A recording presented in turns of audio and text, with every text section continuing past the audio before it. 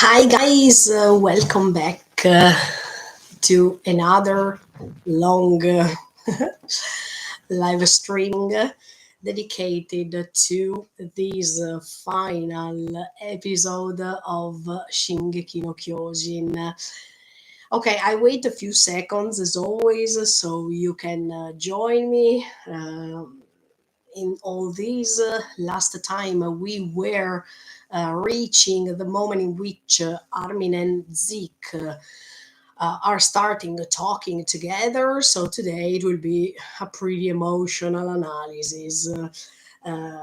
Not that the previous analyses were not, but I think that here we are reaching a point in which we need to talk quite a lot, especially about this great conversation happening between Zeke and Armin, and then let's see where can we reach today, and then I will see you on Monday to continue and almost finishing this analysis. So stay tuned and keep on watching. So today it will be the last part for this week, and then from next week I will start again proceeding till the end, also because we needed to talk about the ending, we needed to talk about the extra pages that were of course animated too, and we needed to talk about even other things. So stay tuned and keep on watching, absolutely.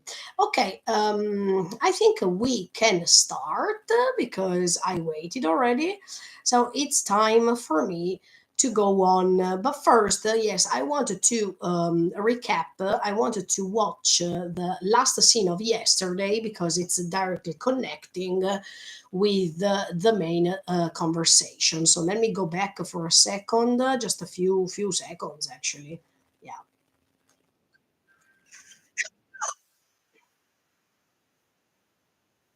Yes, as I told you yesterday, Armin was having this confusion, but at the same time, this conversation together with his inner self. And in the moment while there was this silent scene in which we see the baby crying, etc., etc., he is starting saying, let's think, because he's realizing that he has a little bit of sand inside his hand, and he's also understanding that he's not dead, that was just his biggest fear. And that's why the more he says, let's think, the more he gets the point that he is finding himself in this dimension of the paths. And then he is meeting Zeke. So let's see how it goes now.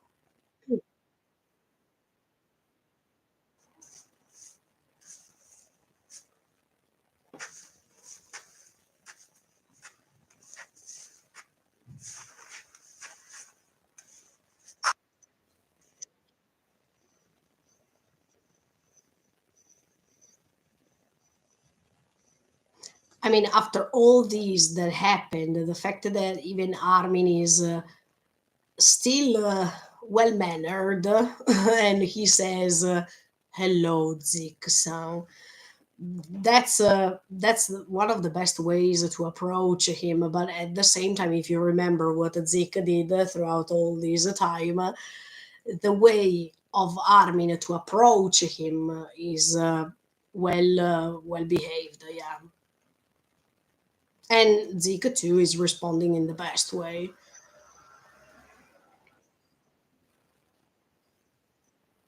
Yeah.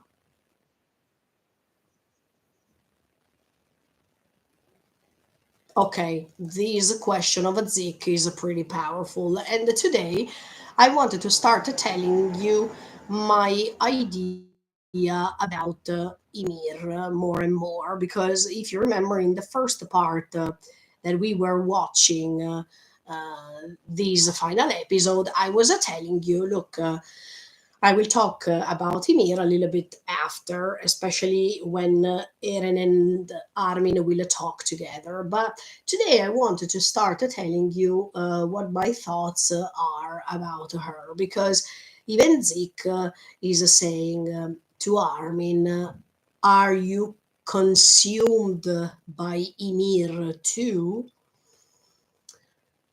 Okay, so let's say that my vision of this story is changing little by little. As you all know, the more I was reaching the ending, the more sometimes I was changing my mind, and I was keep thinking about a new version of the story that I've never told you. Let's say that for 2000 years, Ymir collected and extended her suffering more and more. And the way in which these suffering throughout the centuries was consuming others is quite evident. The reason why I say this is because throughout the centuries, but even thousands of years, you could see that these power of the titans was moving from one owner to the other one in order to maintain this power alive. But at the same time, while this power of the titans was kept alive, on the other side, it was consuming all of the owners that were holding this power. So, as you can see, there is this huge contrast between life and death, anyway, because the owners of the Titans had to recognize to themselves the curse of the Titans. I mean, the curse of the powers of the Titans. And on the other side, the power of the Titans was keeping going on because it was transmitted from one owner to the other one. But how did these Titans' power started? It started from the moment in which Ymir touched the creature that we all know. I mean, these sort of a centipede or these bacterian that could touch Ymir's spinal cord. Yeah. No, I was about to say spinal fluid, but okay, anyway. And but I have a vision of the things that little by little changed, even based on the last scene that we see in this episode. That means the boy and the dog. But when I will reach that moment, I will tell you completely my vision. I mean, I will tell you exactly what I mean. So I hope that you will join me even. In that moment, I mean, in the last part of this analysis, because I will put an end, let's say, to a cycle of thoughts. But yeah, what I want to say is that that creature, I mean, we always have a thought that that creature, centipede, bacterian, call it as you like, um, was affecting Ymir by touching her, because of course these centipede, bacteria, and whatever was giving. Sorry that I moved the camera a little bit. Was giving Ymir the Titan's power, and of course. This power was used in the wrong way, because throughout the years it was used um, to express supremacy, to express the will to condemn others and to defeat others in wars. So we know that this power was not used for something good. And every time we thought that Ymir was, let's say, the victim, while this creature underwater was the culprit of everything. I started thinking somehow the contrary, but I don't want to say that Ymir is the fault girl. Follow me and you will understand what I mean. What I mean is that to me, Ymir was already living a suffered life, was already experiencing at that time when she's meeting the creature something really terrible. She was feeling lots of pain in her life already because she saw her village completely condemned, completely destroyed suddenly one day. Her life completely changed, as I told you many times.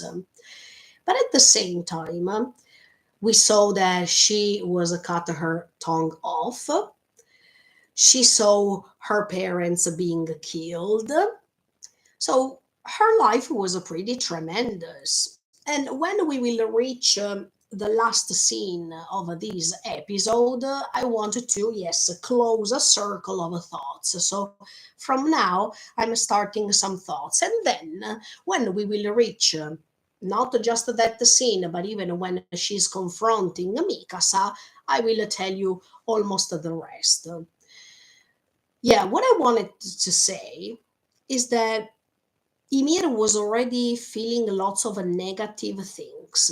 And these negative things or negative energy that was surrounding Ymir, plus, yes, wait a second, we needed to remember that she felt in love with the King Fritz, and at the same time, in that moment before meeting the creature, she was betrayed by King Fritz himself. Because do you remember with the story of the pigs that we still don't understand if she was also betrayed by her own people, by by her neighbors or the people who lived in her village that then accused her. Do you remember?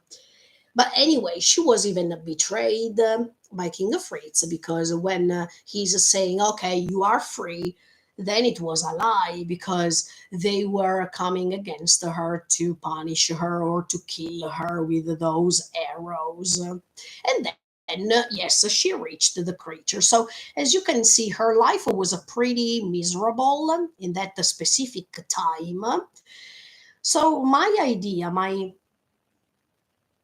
multiple idea my another idea is that this negative energy that Ymir had when she touched the creature she could feed the creature of that negativity, and that's why this negative energy or negative experiences that she had plus the creature, boom, it was creating something really monstrous. I mean, something really evil.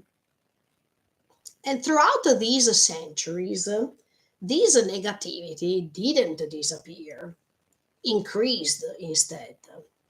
And in fact, we see that throughout the centuries, the Titan's power was proceeding generation after generation. And then we also see that the structure of the Shubino Kyojin that we have now in this episode, but even in the previous one, it's showing us the real dimension. That dimension, as much as I told you yesterday, it's the proportion of how much negativity was spreaded throughout the centuries. So from the moment Ymir touched that creature, and in fact, when Ymir transformed the first time, her ribs coming out from her Titan form, they were little. I mean, they were smaller compared to the Shubino Kyojin that we know now. Compared to what it's now, not only there is the negativity Ymir felt, but throughout these centuries, the negativity or the negative experiences of all of the Titan owners, how they felt, how they became Titans, sorry, their regrets, their revengeful thoughts, the fear, the pain, see all of these negativity put together could help the creature to be fitted.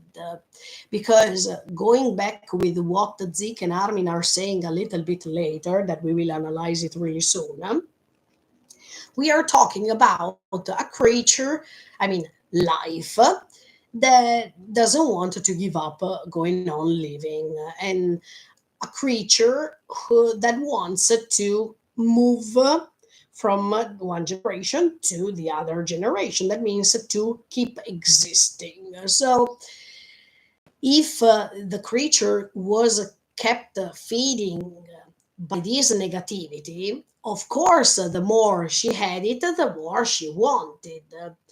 It's like, okay, this is just a little bracket that I open, but it's like when people believe in haunted houses or in haunted places, or people who believe in spirits, right?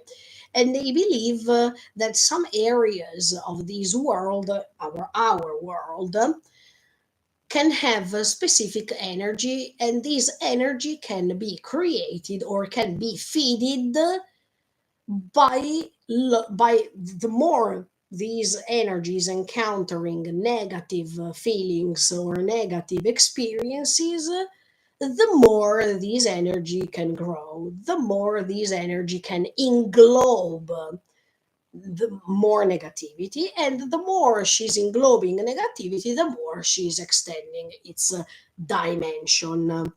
Yes, I think the same here, because not only throughout the centuries this creature could extend her its dimension, but also because throughout these centuries you saw all the Titan owners feeling consumed throughout the time they were Titans, and this way to consume them could feed this bacterium that was trying to keep going on existing. Ymir contributed to this because of her life in that moment, and also because later she could feel even more pain than before by being eaten by her kids, by her daughters. So she couldn't interrupt somehow these feelings that she had, and she kept going on feeling those things for centuries and centuries. And as a paradox, she was consuming even the other owners that were coming later, because they were all connected through the paths. And even now, Armin was asked by Zika, are you not consumed by Ymir too? Because Armin still has a little bit of energy left. I mean, he is not like Zeke, who spent lots of time in that dimensional path, where the dimension of the paths, trying to understand more about Ymir.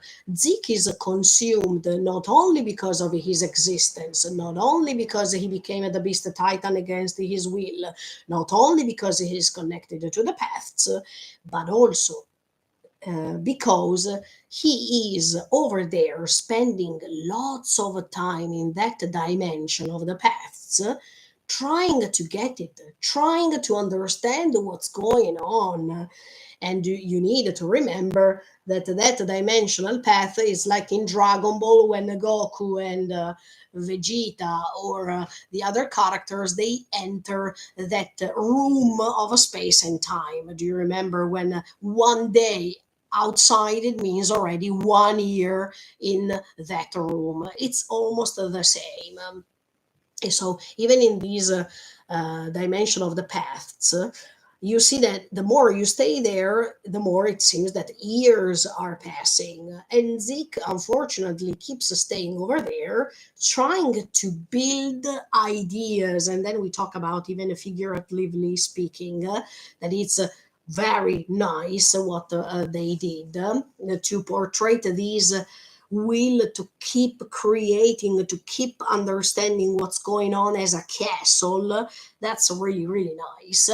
But what I'm trying to say is that Zeke is consumed for multiple reasons regarding Ymir, regarding his existence, and regarding the will of knowledge, because Zeke has always wanted, also because he has in his memories even Xava, who was a scientist, who wanted to learn more and more and more, the Wheel of Titans, the beginning of everything. Why did this happen? He needs answers, and we know this, not just because Xava influenced him, but even later, we know that he wants to know more about Ymir. He wants to investigate what's going on in that moment while he's in front of Eren, and Eren can control Ymir and he can't, or the moment in which he thinks that he got everything already, but then Eren is saying in front of him, "Look, you didn't understand anything because I am controlling you and not vice versa." So let's say that even the mental state of Zeke is not. It's not pretty good in this moment, especially in the last part, because he was shocked, he was disillusioned, he felt that he could do things while he couldn't. He kept investigating, but he couldn't find other answers that he wanted. He couldn't find a solution. He couldn't control Ymir as much as he thought. So all these things are discouraging him quite a lot. And in fact, now that he's meeting Armin, I wanted to praise once again not only this character of Zeke that surprised us quite a lot in this story, but I wanted to praise even the voice acting, because his voice acting was making a great job, not only in the previous seasons, but especially in this moment when he's greeting Armin. And you see that the voice is perfectly connected to his facial expression, as if Zeke right now is in a limbo. It's like as if he doesn't even know where to go and what to think anymore. He is in a sort of a trance in which he needs to be awakened by someone else, in which he needs other people's help, even if Zeke is the type of person that sincerely doesn't want other people's help, in my opinion. But here in this moment, we saw not only Armin's fragility, not only Mikasa's fragility, and others' fragility, we saw even Zeke's fragility. So in this episode, throughout all these main and final episode, you see that fragility has a great role, and you see that this subject is faced by all the characters, the way to reach the bottom, as much as I told you many times, and then the way to arise, the way to stand up again and do something that could be useful for the story itself. So even in the case of Zeke, I think that you have this contrast between a down moment and an upper one. So you see these ups and downs going on here and there. And this is nice because once again I tell you it's connecting to another of the greatest subjects of this story, the description of being human, that that it's quite relevant, especially in this episode, but we will talk about it later when I will reach a specific scene.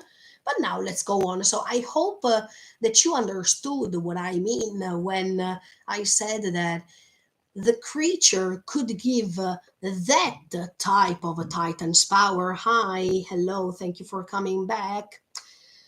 Not only because of the creature itself. But I start believing the fact that it depends what the creature meets. I mean, what the creature gets in contact with in order to develop a certain power. In that moment, Ymir was found. So, in that moment, you can see that the creature is attaching to something that already experienced lots of negative things and could develop inside herself some negative feelings. So, is it because of the creature that the creature is giving you this negative power, or is it because of the person who's getting in touch with the creature? And then this depends on the type of power that you will receive. I started doubting about this sincerely because it's like as if Ymir was already condemned. She was already marked by some negative experiences, and that's why getting in touch with the creature, it's like as if the creature was the genius. On in the bottle that could the genie, sorry, the genie in the bottle that could express, that could make true all the dreams of Ymir in that moment they went in touch together. Do you understand what I mean? I hope so. So I will finish this statement. I mean, I will finish this digression that I made once we will reach other specific scenes. By the way, in the meantime, let's go ahead. So now Zik and Armin are going to talk together. And in the meantime, even Zik is touching this sand that not only, I told you once again yesterday, not only can, hi, hello, not only can create something like a Titans, but I think that that sand is a metaphor of building some ideas, keep creating something that could be useful for the story, being able to create thoughts and then solutions to how to solve these stories. So you see that Zeke keeps touching this sand, and this means that he's trying to find a solution more and more, even if for the moment nothing came out.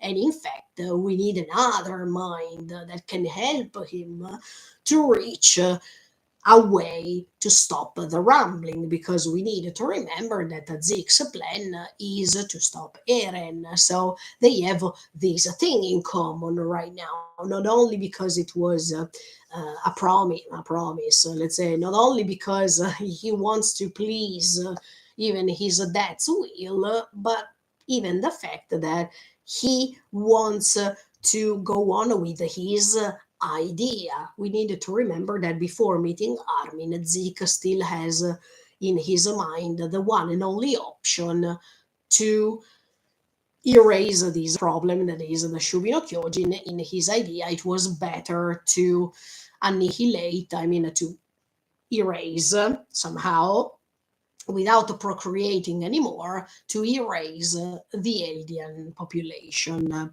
So let's see how it goes on now, the dialogue.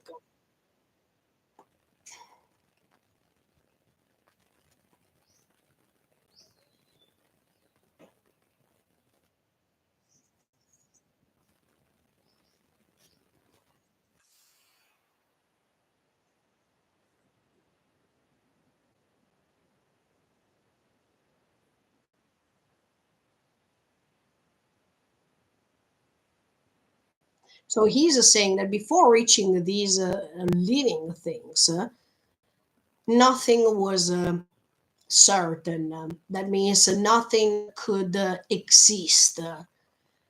That thing of living was keep trying to exist. But until we reached that creature, it was not a creature. I mean, that creature is a prototype of life, okay? But until that moment, we understand that it couldn't survive, right?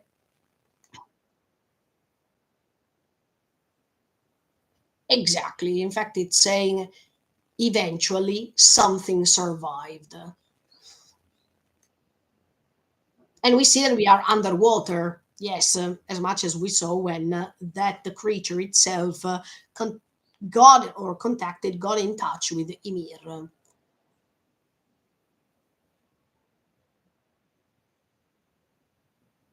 And there is not a specific name that Zik is giving to these bacterium, but it's calling it life in general because maybe that creature was the first thing surviving. So you needed to understand if this is true because compared to the images that you see while Zik is narrating this story, you see that there is that bacterium because even because of the shape that it's visually reproduced. So let's say, how many years does this creature have? So uh, of course, millions of years at this point, and could get in touch with so many other individuals before Ymir. So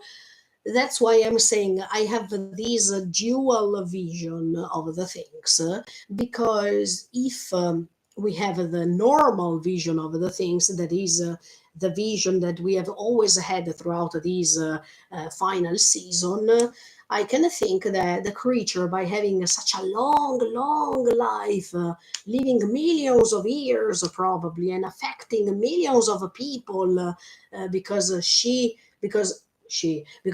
went in touch with so many other people throughout the centuries before Ymir, and then it means that all these experiences of the people before Ymir could affect the creature itself. Or, now that I think about it, the one way to get in touch with this creature was to um, go underwater. So, was it able to get in touch with many other individuals? Or Ymir was the first individual it could get in touch with and could have given her this ability. And then Ymir, of course, could have chosen what to do with this power.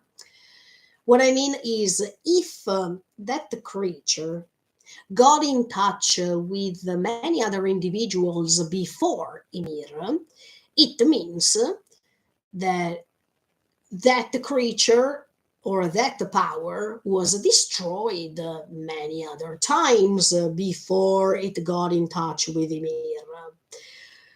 So, if that's true, what kind of a power could grant to the previous individuals? Was it always the Titan's power, maybe used in other ways, or it was absolutely something else?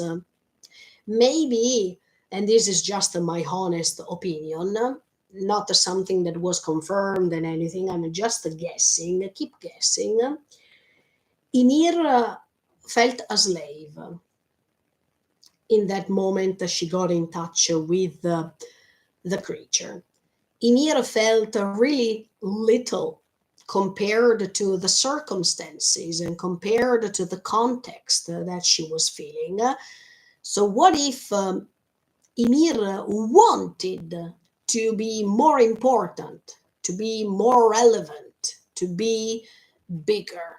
And that's why this sort of will that she had got into getting in touch with that creature transformed her into a titan.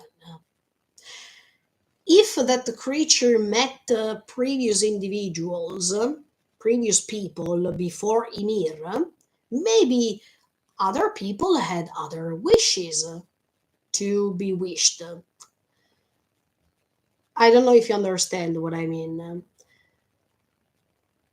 Maybe these will I mean maybe this power of a titan derives from Ymir's will to be more important for others, to be cared by others, to be seen by others. And the result, metaphorically speaking, is that she transformed into a titan. A titan that was used, but a titan that wasn't necessary, because without her titan form, she couldn't help Eldians to defeat the Marlians many times, to build bridges, to build cities, to build the Eldian Empire. So she was relevant. It's like as if thanks to that Titan's power, she was recognized. And that's probably something that she wanted so desperately, that this creature getting in touch with her could make this dream come true. While if this creature met, got in touch with other creatures before, sorry, with other human beings before, maybe other human beings didn't have the same wish, and maybe this creature can adapt itself to each person it's meeting.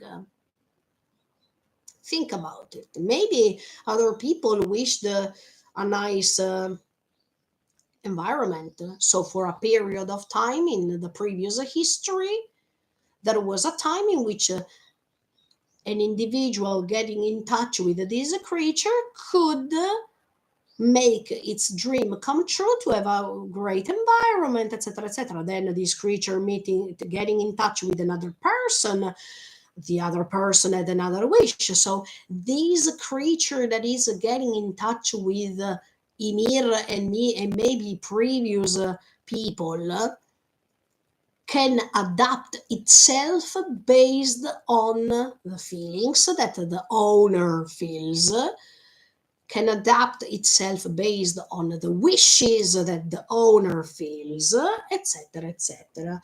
I started thinking something like this because if these bacterium existed, I mean, survived so many years before, it means that Ymir is not should not be, sorry, the only one who got in touch with this creature. But this creature went back underwater. If this is true, it means that this power that the previous people had was destroyed, so the creature could return underwater and then do this multiple times until it was able to meet Ymir. And in fact, at the end of this story, in the last scene, it seems that everything is repeated. But we will reach it when I will reach the final scene with the boy and the dog.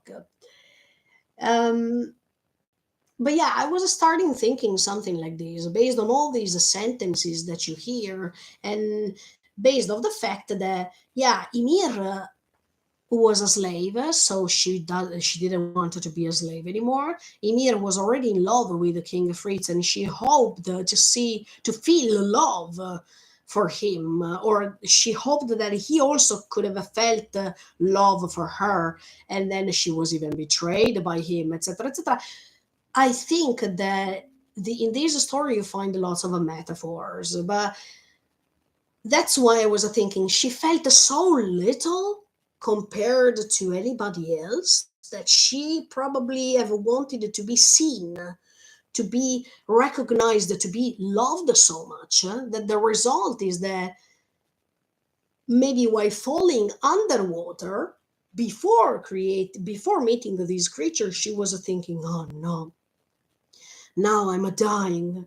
I can't even say help me or something because my tongue is already cut off. So I can't even hope that someone can come and rescue me.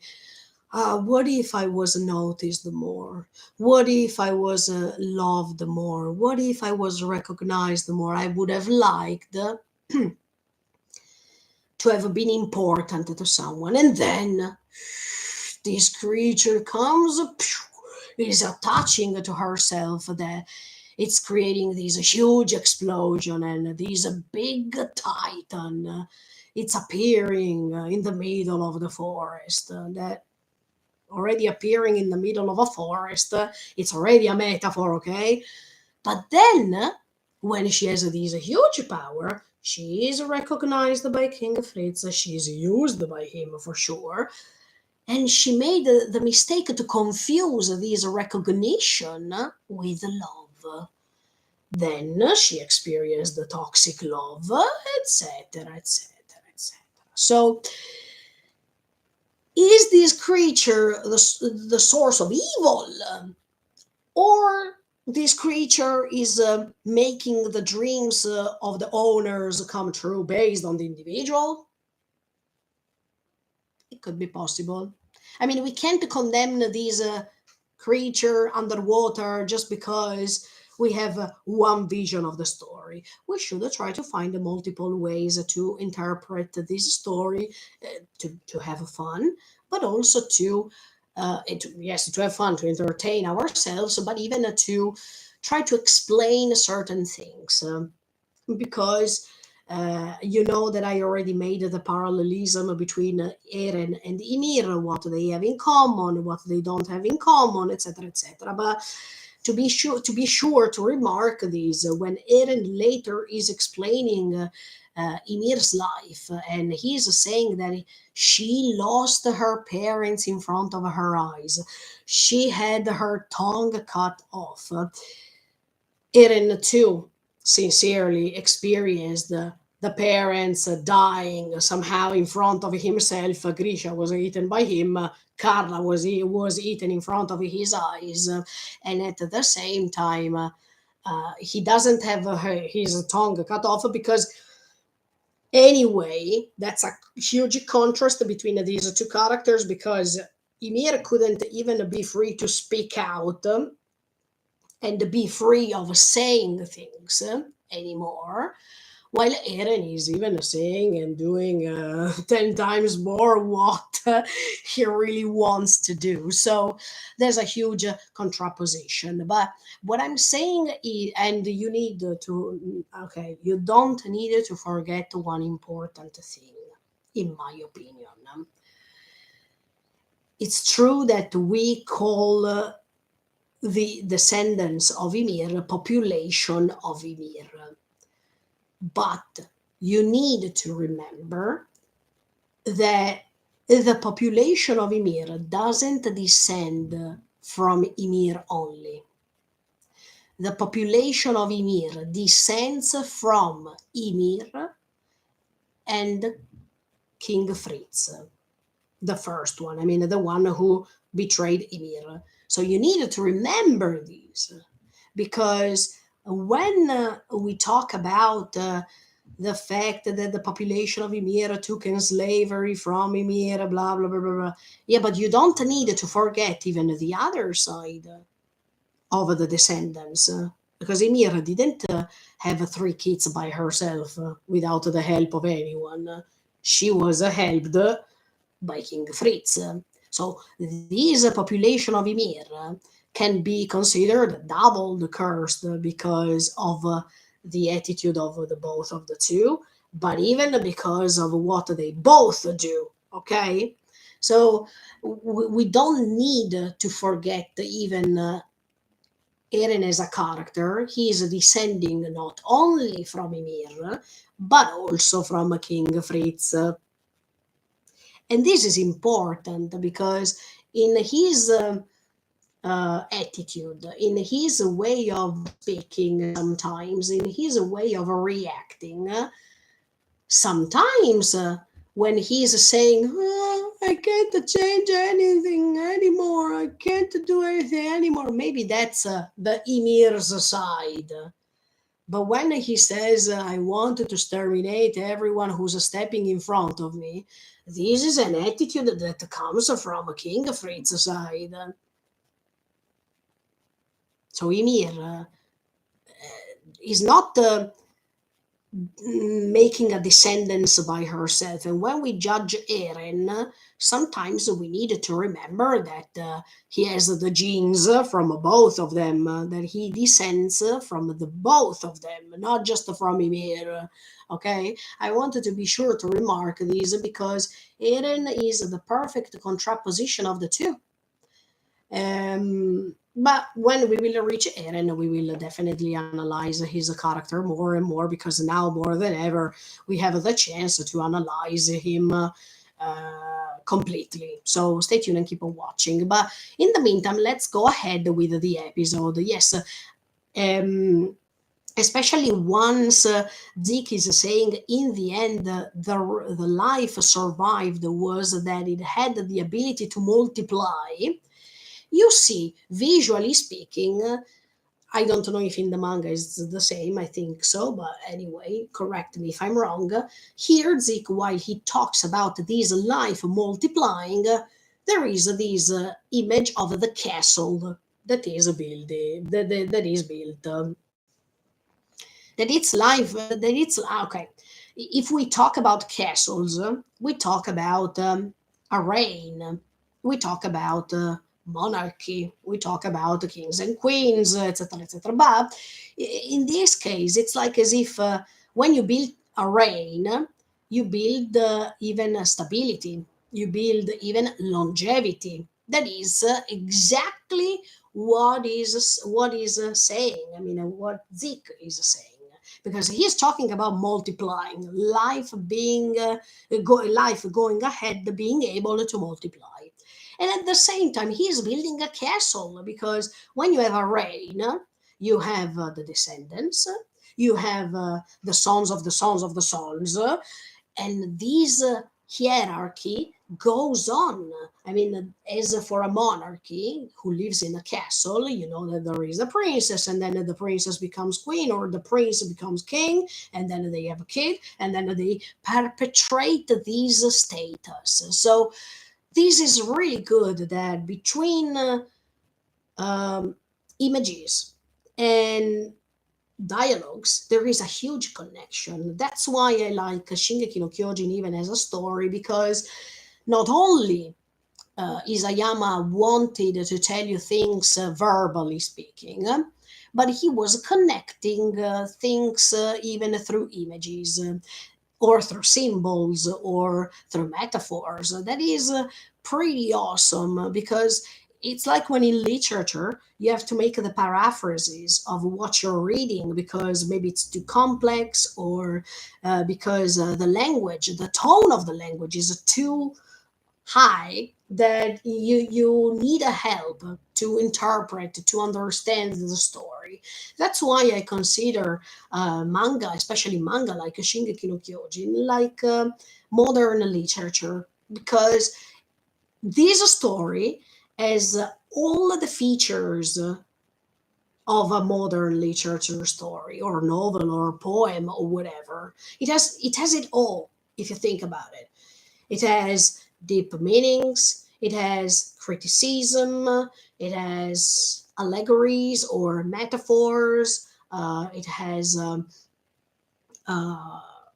it has metaphors, it has um, images that are connected to some specific dialogues. Sometimes the dialogues need to be translated in poor words so you understand what it talks about. It has a message that has to be conveyed, multiple ones. So as you can see, this story, if it was narrated centuries ago, probably it was a one of the most successful poems of that time. But we are glad, I mean, we are grateful to be here and to learn from this story. As much as centuries ago, other literature people or other common people were educated somehow by novels, by poems, and what by poetry. Yes, so let's not forget poetry.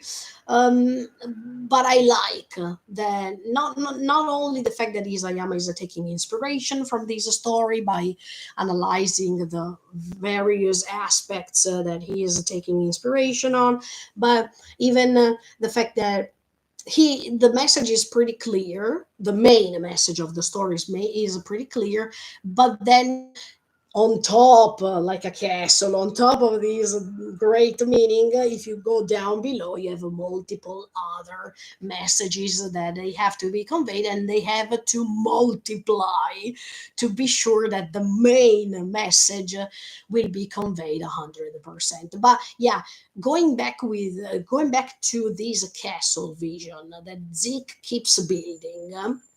And in the meantime, he's building it not just because he is trying to create based on his knowledge some ideas of how to solve this thing, but he is building in front of Armin this castle because while he is talking, he is expressing even the knowledge that he got in touch with so far, and also because it expresses, thanks to this castle, what he is saying. That means this life that could survive, that wanted to keep being multiplied over and over and over again, like a monarchy, like a descendants, like what happened with Ymir and all her descendants, called the population of Ymir. But going back for a second with what I was telling you before, did this creature meet other people before? Does that mean that as much as this creature connected to Ymir could have created the population of Ymir, could that creature, or maybe other creatures like that specifically, could that creature or others meet other individuals in other places of the world and create other empires based on the same structure? That means based of the fact that they wanted to multiply, they wanted to keep going on existing. So as much as there was Emir's population in another part of the world centuries before, another empire was built, and then another empire on another side of the world was existing because of these creatures that could create a sort of descendants by perpetrating the power, la la la la, until that power would have been destroyed. We don't know, because now we are focusing on Emir's population only. We are focusing, I mean, it's like as if the light is pointing at Ymir. We don't know the rest of the world. But it's nice to guess. It's nice to think the other, even the alien empires, even the other empires that at that time, 2,000 years before, were living. Not just the alien ones, but even the others that in the rest of the world were created. Were they created because of descendants based on not touching a creature, or even other creatures could have got in touch and create these long history of empires? We will not know, because anyway, even if Ymir rest in peace now, uh, anyway, that the descendants of Ymir will not be forgotten, because the story will be spreaded. It's like when the Roman Empire ended. Okay, it ended, but we keep learning about the Roman Empire. So the descendancies went on. The story was spreaded over and over and over and over again. But that's exactly what is happening. So I'm thinking, I'm thinking, absolutely. Okay, let me go ahead now because, see, That's why I put that thumbnail only today, because we have so many things to talk about.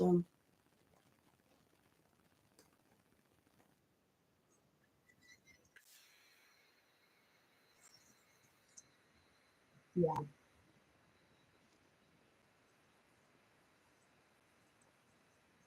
Okay, so he is saying in order to multiply, life kept changing form. But that's why I'm saying, what would, I mean, it would be so interesting even if Isayama will never make this. It would be so interesting that he, if he will explain us somehow how the creature was before meeting Ymir. Because if we understand how the creature was before meeting Ymir, before maybe changing form once again,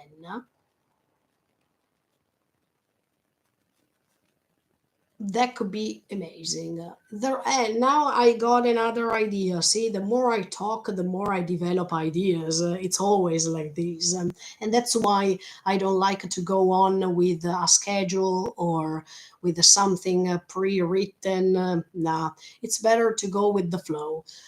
Now I have another idea. What if the creature that got in touch with Ymir, yeah, it's perfectly coherent with what I'm supposed to say at the end of the story. But okay, what if this creature represents the free will?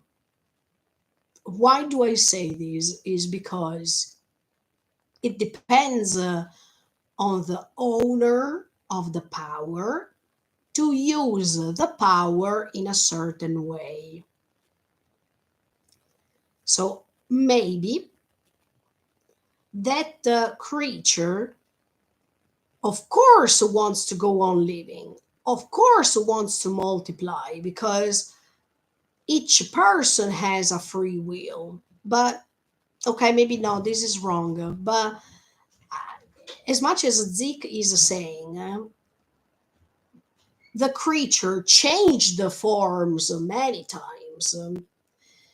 Does that mean that it changed the form based on what it was getting in touch with?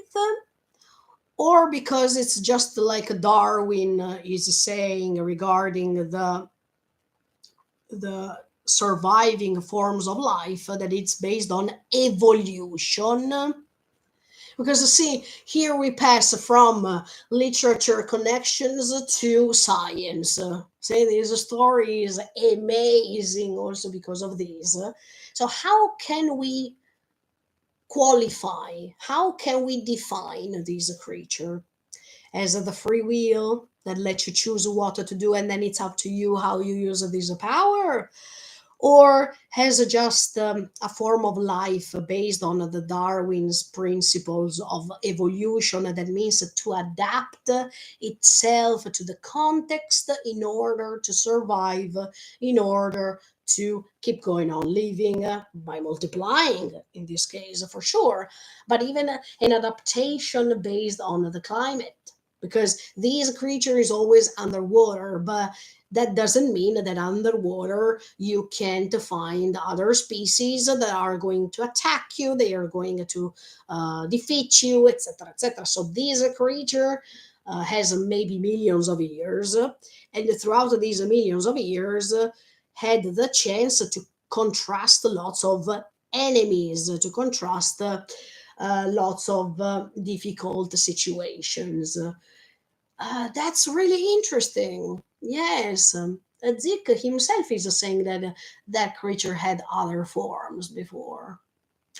So even if Isayama will never, I will stand it once again, even if Isayama will never tell us, will never explain us in in a prequel, for example, how this creature was and how the Titan Wars were. I don't think that he will make any prequel or any sequel, but um, It would be nice to know how and in which other forms these creatures survived, you know, how these creature could modify itself.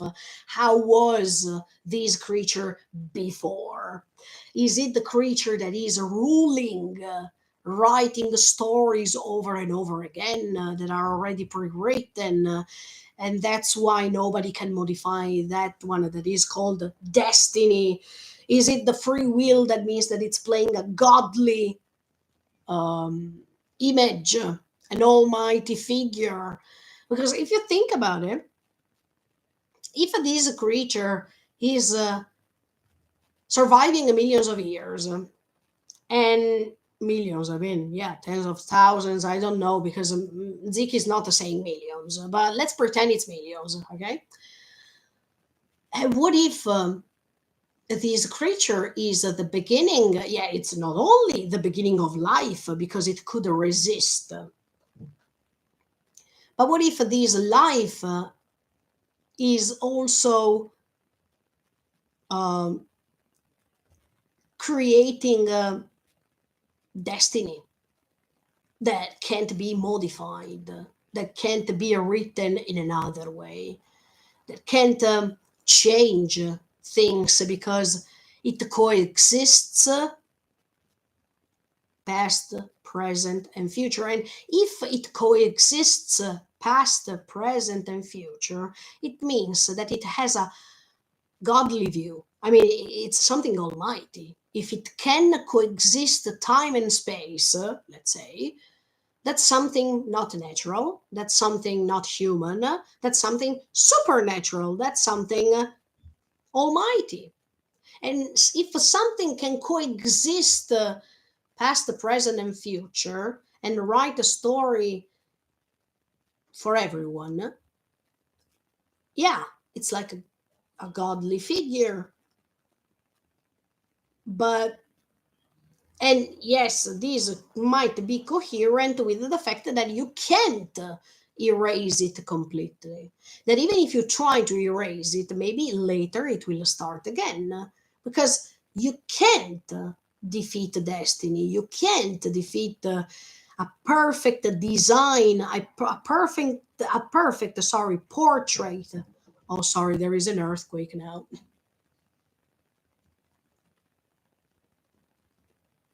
Sorry, there is an earthquake now.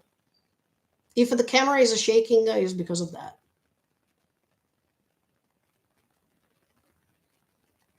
It's still going on. Okay, fine. The earthquake is over. Sorry, there was an earthquake live. So if the live interrupts or you saw the camera shaking, it was because of that. Okay, by the way, sorry, I'm talking about God and God is sending me an earthquake. No, okay, so that's why I was saying some if this life could modify uh, eras after eras, and it could resist to multiple contexts, maybe to destruction, and that's why maybe later it can reappear with the boy and the dog. It could survive it to multiple disasters. Was it because it was underwater? Maybe, but that doesn't mean anything because even underwater disasters can happen for sure. But yeah, this creature mutated form. I wanted to know the previous forms. As much as I was interested about the previous forms of Titans, now I want to know the previous forms of this creature. That would be so interesting. But if that creature was the creation of life, because the moment it survived, that's how you call it life.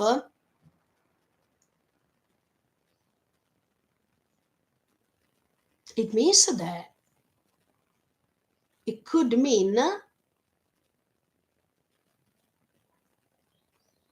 because these power, sorry, because now I'm thinking in the middle, because this power of the Shingeki no Kyojin anyway was part of the founding Titan and the beginning. I mean, inside Ymir, in the moment that she was a Titan, she had all of the abilities of all the Kyojin, if you think about it. So when she was a Titan, before being eaten,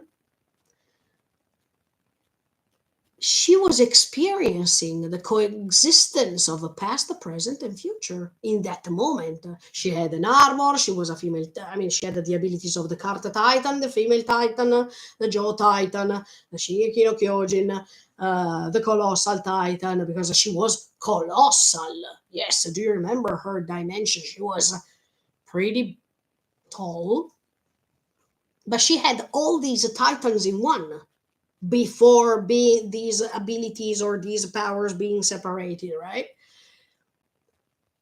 So was Ymir confused too when she was living with this power that was too big because it was nine powers in one? Was she confused too about love and what to do? That means being used by King Fritz. Maybe she was not thinking carefully because probably she also had visions at that time. Because if at that time she had even the power of the Shingeki no Kyojin, she was coexisting in the past, in the present, in the future. So she also would have seen things from the future. So she also maybe um, so peaceful moments, let's say, peaceful visions, and she thought that if she was eaten by her daughters, this is just a stupid option, but maybe she thought, oh, that's the right thing to do. Okay. If I see some things like these from the future, it means that maybe I can reach peace. If I keep doing what I saw from the future, I do the right things, but then she was feeling disillusioned. So, what Eren is experienced in this episode, probably even Ymir experienced it at that time before being killed, by thinking that what he was doing was the right thing, by thinking that what she was doing was the right thing. We have to remember so many things when we analyze this story because everything matters, as you can see. You can't exclude any detail because if you do this, then then you make a mistake. I don't say that what I'm saying is correct. I'm saying that I'm trying my best to try to see different things and put them all together. But okay, let's try to go on now.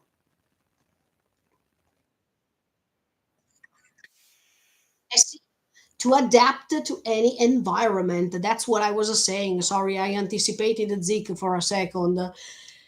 But that means that it's like Darwin was saying, to adapt to each environment to be able to survive, because the way to survive is based on the ability of the living thing to adapt itself to the context. That means to the climate, that means to the catastrophes, to the natural disasters, and whatsoever. But yeah, so I wanted to know this creature, how it was before meeting Ymir and before even reaching that form, because we know that it changed the form before reaching the form we know.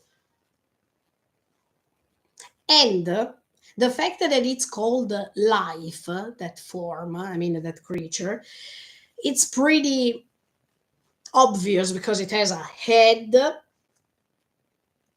with a sort of a spinal cord that it's what almost all living things have. Okay, of course, trees don't have a head, but they have their own natural way to keep going on living based on the difference of seasons, based on the cycle of water, um, based on these natural process, and even trees, even um, plants can resist through centuries, can keep going on being multiplied. So when we talk, we don't have to forget this. When we talk about life in this story, we are not talking about human beings only. We are talking about living things. That it's a little bit different. Even the plankton that you find underwater, it's a living thing. So, and it's something that it's surviving throughout the millions of years. Then the whale is eating the plankton, let's say, but that doesn't mean that the plankton stops living. Okay, we don't have to forget that, or that stops to being reproduced and that means multiplying. Um, but yeah, I mean, and in fact, Zeke is saying now, and that led to us as we are today.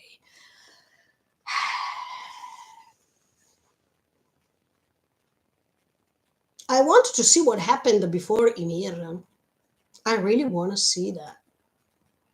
It's really interesting and curious to understand if that creature was the only creature or there are others based on the difference of the environment.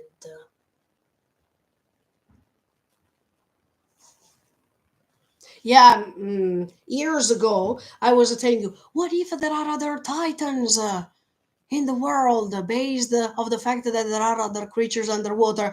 At this point, I want to reformulate what I say.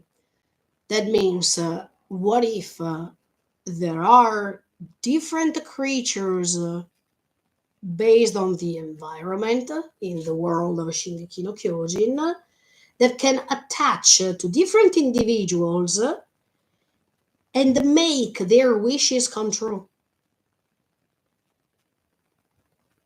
In the case of Ymir, in that moment, she fell under that, no, under inside that tree. Maybe she wanted to be powerful to survive. Maybe she wanted to become something that could express what she felt, also because she couldn't even speak.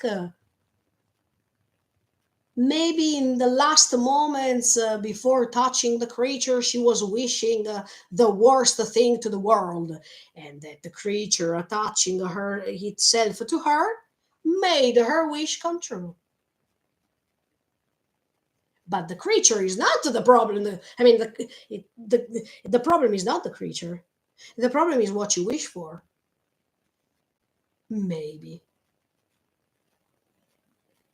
So even if we know that this creature survives later, maybe that doesn't mean that that creature is evil.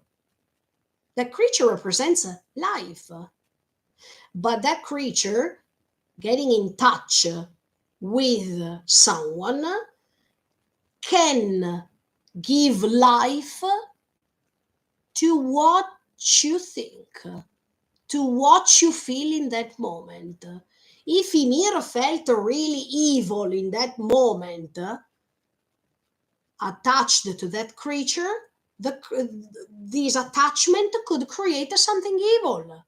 If I feel so positive and so and I feel so loved and I want to do something else, if I get in touch with that creature, probably I can create something lovable and not something disastrous. Do you understand what I mean? So that creature, yes, represents life, but it depends what is attaching to. It can give life to evil things, it can give life to positive things, it can give life to destruction, it can give life to. Then, based on what it's attached to, It keeps wanting to survive. It keeps wanting to multiply, etc., etc., etc. So I don't know if what I'm saying is a coherent, but at least it makes sense. It makes sense. But then I don't know if this could be true for Isayama and for the story of Isayama. Anyway, Isayama, we love you so much. We love you because we are still here discussing. So and there are so many other minutes to discuss about. Let's go on.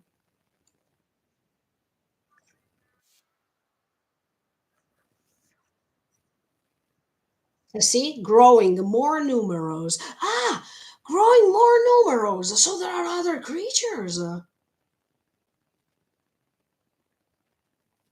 But if this creature wants to multiply,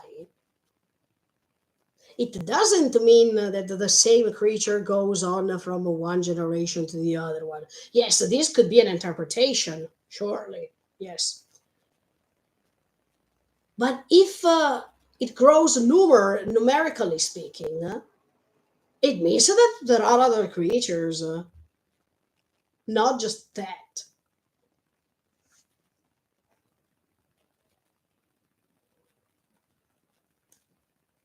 More widespread, more abundant. So there are other creatures. Or, as I told you, these creatures at that time, 2000 years ago, I mean before, could create not only the descendants of Ymir, but maybe other creatures attaching to other individuals could have created other empires. But then the problem was always the human being. I mean, then the problem was not the creature, was humanity and how humanity used that powers. But in fact, even in our real life, sincerely, in our history, when empires were built, they needed the power. They seek the power. They started the empires, but as for the moment there was the beginning, there was even the end. And even in those cases, there was a descendants or a transmission of a power from one emperor to the other one, and then from this one to the other one. Wow. And now I'm thinking about all these things. Look, I find it so interesting. We could talk about this forever. We are transmitting the legacy of Shingeki no Kyojin to others right now. But yes, mhm. Okay, sorry, but sometimes I need to keep thinking because if I have to tell you one thing, I needed to think first.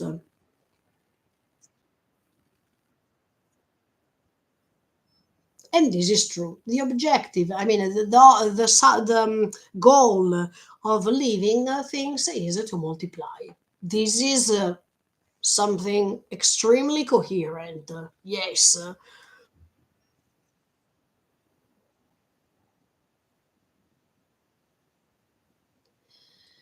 And then he is not talking about living things, but the things that live on Earth, that they exist on Earth, that they don't want to multiply. Water, sand, and what else did he say? Wait a second. Okay, yeah. Ah, the pebbles. Okay, okay.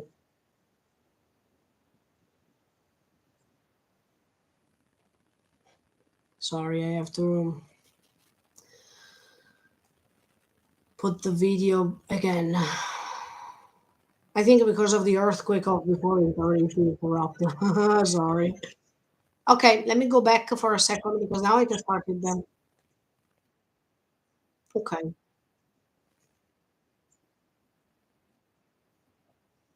Hmm.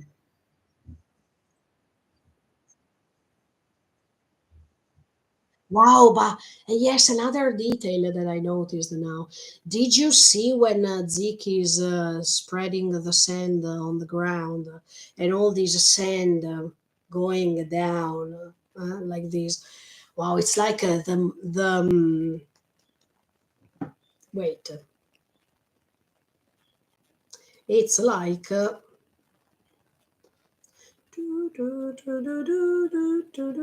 yeah, it's like when you use an hourglass and this sand is moving to determine time because these things who don't no, these are things that don't want to multiply don't pay attention on time because they don't have the necessity to multiply and they don't have the fear of dying. They don't think, they don't even feel time moving on. Living things, some living things, no, let's say human beings, they are afraid of time moving on. They are afraid of dying. They move on to multiply. So I like that in the moment in which Zik is taking this sand and he is little by little using it as a hourglass, and he's talking about the other things on earth, that makes you understand that they don't care about time while we care about the time. We are desperately afraid of a time moving on. And it's true. That's how living things work. I mean, they have a limit of time. And when they have a limit of time, it means that they are afraid of dying.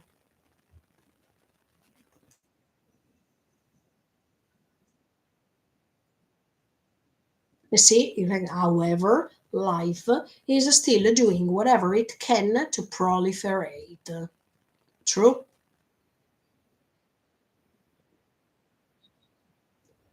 Exactly.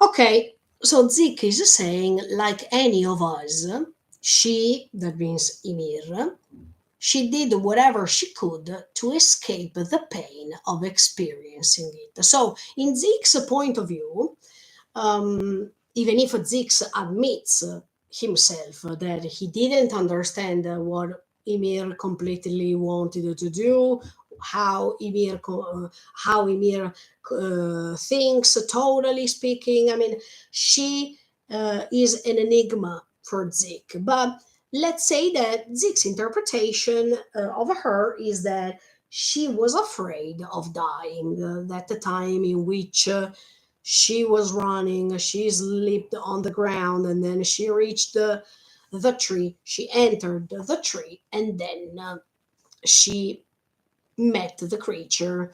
So he is thinking that she was too much afraid of dying, and she wanted to escape the pain of experiencing death, to experience that her existence was ending. As much as all the other living things. I mean, human beings. I want to be precise. Human beings. I can agree with this. I mean, it's not wrong.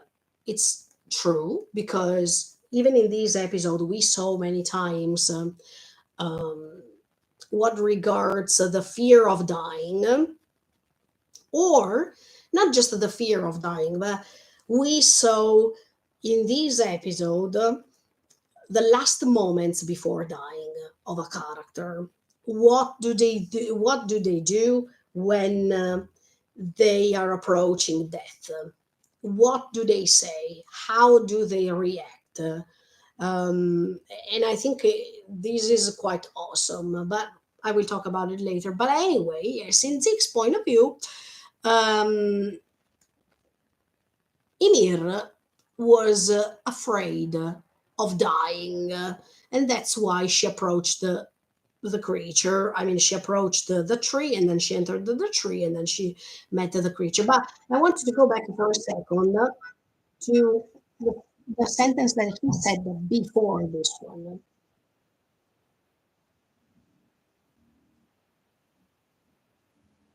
Okay. Considering that the death and extinction run counter to the goal of multiplying,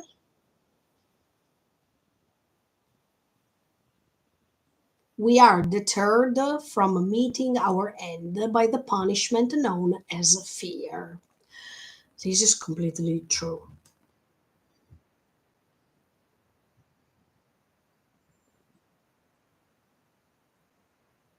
Yeah. She created a stronger, bigger, immortal body, and then she escaped into a world where death doesn't even exist. Yes, of course, he's talking here about the dimension of the paths. That was created in which life doesn't go on, and you can stay still over there even for centuries that nothing is happening. I mean, you are not afraid of dying, or you're not afraid that time goes by. Um, yeah, let me go for a second. Let me go back for a second.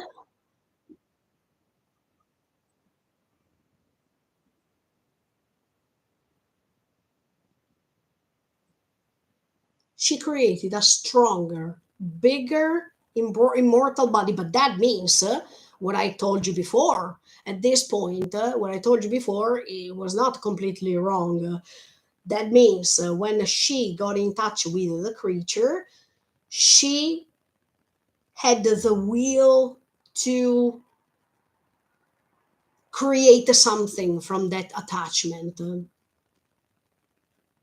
because Zeke is saying that she created from that moment on, I mean, from the moment she attached to the creature, she created a stronger, bigger, immortal body. But by saying that it's an immortal body, it means that it will never end. But if it will never end, how is it possible that she died? I mean, if she wanted to create this kind of thing, how is it possible that at the end of the day she died? Or let me think. Let me think for a second. She wanted to create, but that doesn't mean that then her will corresponds to reality. And in fact, even if her titan was strong, big, and seemed to be immortal, at the end of the day, she was killed. But I wanted to say one thing sincerely that I find a little bit maybe incoherent. Follow me and maybe tell me your thoughts. Yes, one thing. First, I wanted to read one comment. The Titans remind me of the Nephilim in the Bible. Yes, absolutely true. Yes, sorry, I didn't mention this, but the General Grievous 19, he's totally right. Yeah, if we check this story in a biblical way, absolutely yes. But even in that case, in the Bible, the Titans are going to be erased. I mean, there is the moment of the Titans, but then these titans leave space, let's say, to human beings. So, but it's totally correct. Yes. What was I saying? Ah, yes. One thing that now thinking about it, makes me think, if all the titans so far were killed by hitting the nape, at that time Ymir was killed by a spear. But the spear, but it's not the thunder spear, but spear, she received the spear here. Why? I mean, why even Ymir was. Yes, okay, she was hit by the spear, and then even if she could react, she didn't. So, in the moment in which she was cut, sorry that I say these things, but that's how the story is. But in the moment she was cut into pieces and eaten by her daughters, she was alive. I mean, she was eaten while she was still alive.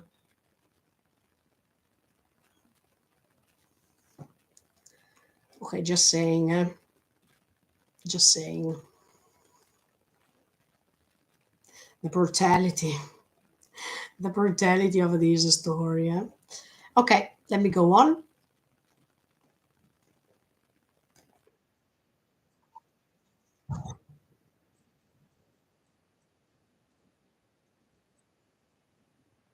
Oh, look, one thing. Ah, when he's saying then she wanted to reach a world, isekai. I mean, Kyojin is not an isekai story, but okay.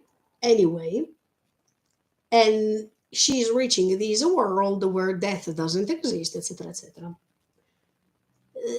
It's and they show you in this moment this opening in the tree, and then immediately after the tree of the pasts.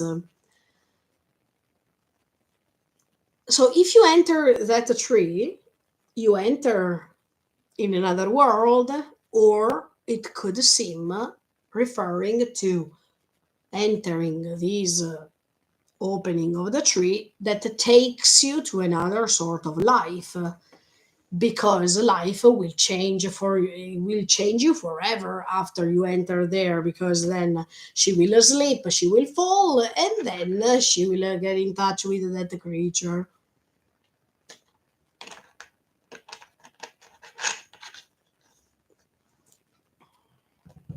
Mhm. Yeah, but then Zeke is a little bit presumptuous, because he's saying that is the truth about the founder Ymir, and this is the world where death doesn't exist. I mean, in one moment he says that he doesn't know what Ymir wants to do, and he didn't understand Ymir completely, and then before he's saying this is the truth of the founder Ymir.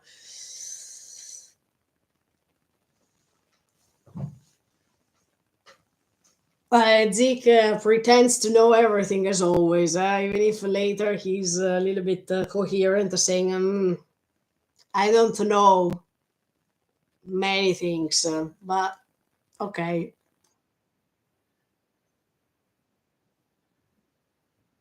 Eh, in fact, now that Armin heard, this is the truth of a founder in here's a story, la, la, la.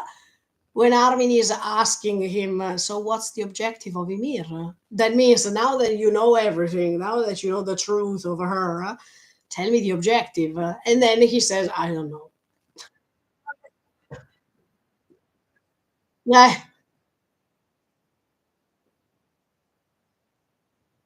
this is good. I mean, the fact that Zeke tried so many hours days, months, years inside that dimension of the past, to try to get to her, to try to understand her, uh, makes you think that Ymir wants only people, I mean, she wants specific people to understand her. She doesn't want, she's not an open book for everyone. She wants only few people to understand her, or at least one person to understand her completely. Then it's not Zik. So that's why Zik can't have the access to the truth completely regarding Ymir and her wishes, as much as not even Eren has this access to these thoughts. Only Mikasa will be able to reach her for sure. But I like the fact that even if they are all connected to these paths, there is no way that Zeke can understand everything. There is no way that Eren can understand everything. They can understand what they can see based on the memories from the future or from the past or from the past, etc., etc. But they can't go deep inside her thoughts. And even if now Eren has the founding Titan power, he can't dig inside Ymir's soul completely. That's awesome, sincerely, because both Zeke, the beginning, and then even Eren with the memories of the future, they thought that they could learn everything. They thought they could know everything. See, another side of human beings being so presumptuous to think to know everything, while actually Ymir was not opening that door of inner thoughts that regarded the main objective that she wanted to reach. So, yes, now I'm asking another thing. Ymir wants Mikasa to kill the Titans, I mean, to end the power of the Titans. Is it because she felt disappointed too? Why do I ask this? Is because after she transformed into Titan, thanks to that creature, probably yes, before transforming into a Titan, she was wishing for something. Maybe she was wishing power to survive, she was wishing to survive, and that's it. She was wishing to become more important for others, she was wishing many sort of things. Then she got in touch with the creature. She became a titan, a colossal, enormous titan with lots of abilities. But thanks to that titan's power, she couldn't reach her goal. That means to be loved, to be cared by someone, to be treasured and respected by someone. So, did she feel disappointed too? And that's why she needed someone else who experienced maybe some lovely feelings for someone and who had an experience that was I don't want to say similar at the beginning, but let's say almost similar, to be able to get rid of the power of the Titans based on the same motivation that Eren had in the wrong way. That means feeling disappointed. But anyway, no one can dig inside Ymir's thoughts better than Mikasa. So I think that even this will to push away all the others who tried to learn about what she really wanted to do, because if it was obvious for all the others, okay, that in the case of Eren has the same dream to wipe out all the titans from the world. So they have the same goal in common. But yeah, see, now I want to say another thing because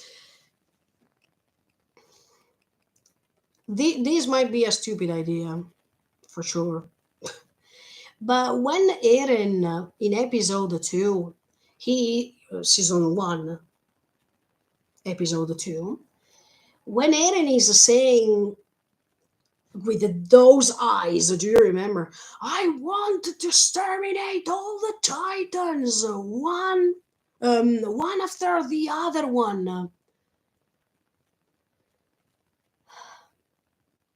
Was that Eren's real intention, or there was a connection of the paths already, and that could have been even Ymir saying through Eren her real will?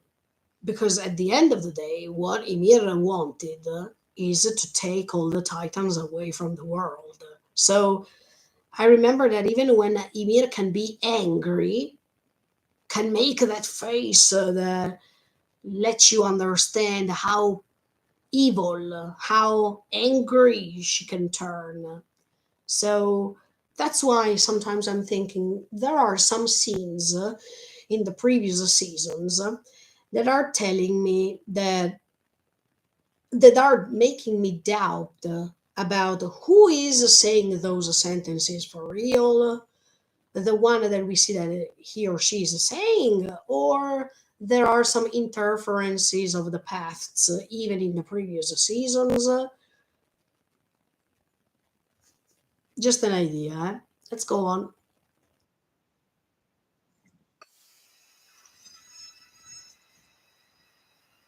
Okay, Zeke is thinking, even with all these power, she couldn't defy King Fritz.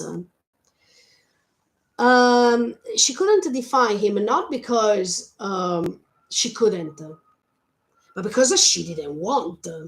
That it's a little bit different. Um, she was moved by love towards him, so of course she didn't want to do it, and that's why Ymir regretted this choice, this lost choice for the rest of her existence. In fact, she wanted to reach a modern version of hers that could think differently, that could make a choice, that she was convinced of that choice, that she could have left her independent from that toxic love. So she couldn't, but because she didn't want, not, I mean, she was not able, not because she couldn't control the power. She couldn't defy King Fritz because of her feelings for him. If she didn't love him, she would have done it for sure, instantly. But that kiss, she saw, maybe yes. When she saw the kiss, yes, she had an image of love, of what love might seem to be. But maybe, yes, now I'm developing different thoughts, fortunately. Maybe in the moment she saw that kiss with King Fritz and this other woman, she felt jealous. She felt really, really jealous. That it's even, see, everything is coexisting. Because even the thoughts of Eren are the same. Do you know? I mean, later, even Eren is admitting, I don't want to see Mikasa with another man. I want that she remembers me forever. I want that she will not stay with another man and love someone else. She has to remember me for at least 10 years. That's like Ymir, baby. Ymir couldn't talk, couldn't say her thoughts out loud. And that's why probably the reason why Zeke and Eren can't reach her completely, because by not having a tongue, they can't find memories in which she's talking and she's expressing her feelings. When she was thinking about love, everything was muted already. So nobody could get to her completely, also because of this. But when she saw King Fritz kissing another woman, she was jealous. She wanted the King Fritz for herself only. And she was, by thinking this, she was even able to step on her dignity and feel used to have kids with him, because she had kids and other women didn't have any kid with King Fritz, for what we know. And that thing made her feel more important. That's maybe what in that moment she wanted, to feel the one and only who could have had three kids from King Fritz. So then, after the kids, even if the king in that scene is surrounded by women and they all try to please him, and she's on the other side, standing without even having any facial expression. Maybe in that moment she didn't even care anymore about being jealous, because she had three kids and all the other women's. And all the other women didn't have. So she felt already that she reached that personal goal to be more than others. But yeah, I'm thinking, yeah, even Eren is reflecting so many times Ymir's personality in many different ways. It's quite really, really interesting.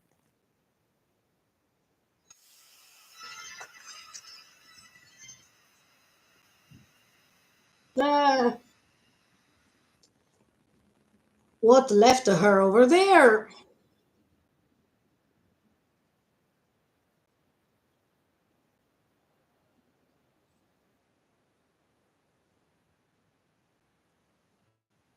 And no, Zik is saying Eren managed to understand what it was, but I failed. So did Eren understand this? Later, when he's talking to Armin, he's saying that he also didn't understand what was going on inside Ymir's heart and why she chose Mikasa. So maybe Eren let him think that he understood everything about Ymir, just to convince him of the contrary. But mm, maybe yes, maybe no. If Eren understood uh, everything that was going on with Ymir, because he saw even the future based on his power, it makes sense, because then he knew already that Mikasa was going to kill him, and he maybe could understood even why Mikasa would have killed him. If he didn't understand, probably, and this is the other option, is because Eren, we see that throughout this final season, seems to be super convinced of what he saw from the future, how he could convince others of his ideas, how he could convince even Zeke that he knew everything and Zeke didn't know anything. So we know that Eren is that type of character that is too sure of himself.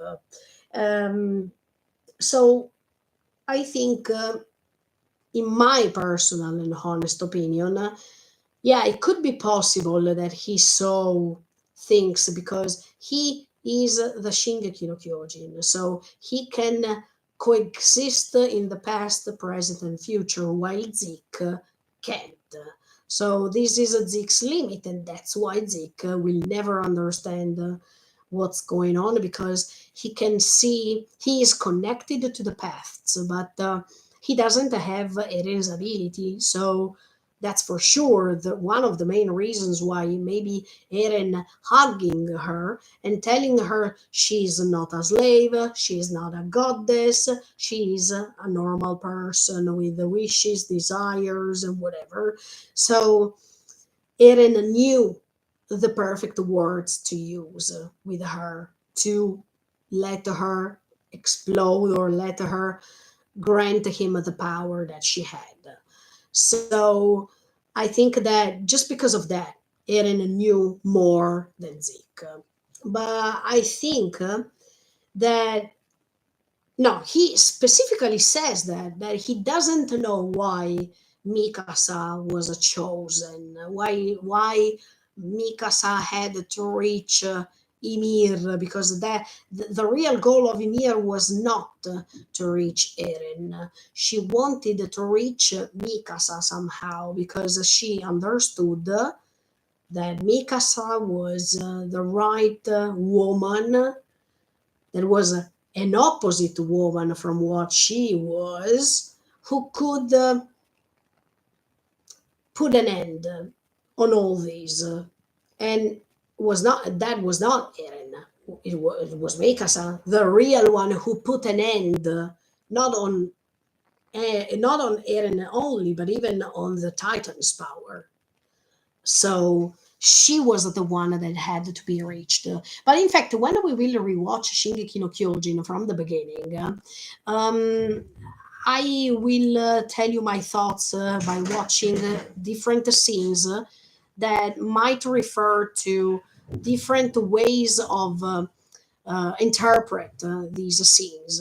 And I think that that will be awesome because now that we have the finale, I mean, now that we have the ending episode, when we go back in time and we watch some scenes, we can definitely be uh, more coherent than before. We already know how it went, and then by going back, we can watch some scenes and analyze them in a different way now. I think so.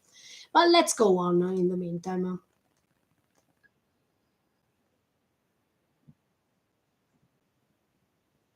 Yeah, because well, of course, Eren sided with Ymir because she knew, I mean, Ymir knew that Eren was loving a person, and even Mikasa loved Eren. And in order to reach Mikasa, she had to choose Eren.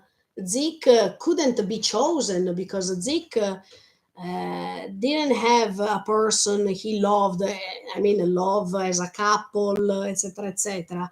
Maybe if Zeke would have had the same experience as Mikasa and Eren, probably instead of choosing Eren, she would have chosen Zeke. But the problem is that Zeke is a royal bloodline. He's coming from the royal bloodline, so probably Zeke would have been chosen anyway. But in this case, something was stronger and was chosen more than the other option because Ymir, we needed to remember that Ymir, before being eaten, she was having even this ability of the Shingeki no Kyojin to be to coexist in the past, in the present, and in the future. So she knew at that time, probably too, that one day this person would have come to her to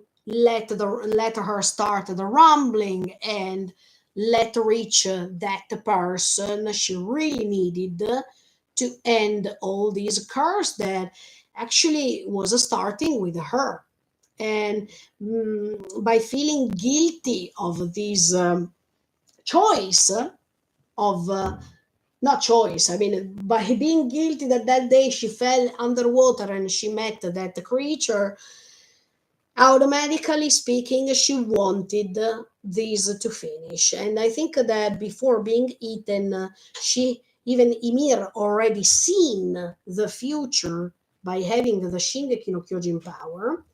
She already saw what this destiny of hers would have been, but she stayed over there 2,000 years at this point, not just because she was a slave of King Fritz, but because she knew, already watching, already seeing the future, that that person would have come, that she had to patiently wait, because she, by seeing the future, was sure that that person would have come. So while before we were all thinking that she was there 2,000 years just because of a reason, just because she wanted to be loyal to King Fritz and loyal to her descendants and everything that she has caused because of her decision. On the other hand, because Ymir died, I mean, she died and then she found herself in this dimension. And as much as, do you remember Ymir, the Friends of Historia, that she could go to the paths even before dying? You remember? Yes. And then she went surely when she died. But what I'm saying is that, yes, on one side, even after death, because of the impossibility to rest in peace, she was stuck in that dimension because she couldn't get rid of this toxic love that she was feeling for King Fates, and she couldn't get rid of it. But on the other side, she can't move away from that place and keep building Titans with the hope that something is going to change, that person that maybe she also saw from the future is coming to pick her up and to let finally rest in peace. So yeah, even here Zeke is guessing, why did she stay 2,000 years? That's my vision of the things.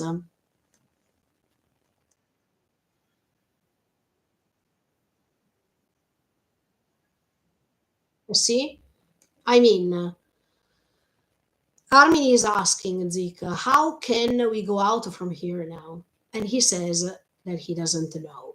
So probably Ymir could have even created this path, this dimension of the paths as her own cage. And she had to stay there 2,000 years because she also didn't know how to go out from there. The only way for her to go out from there was to rest in peace.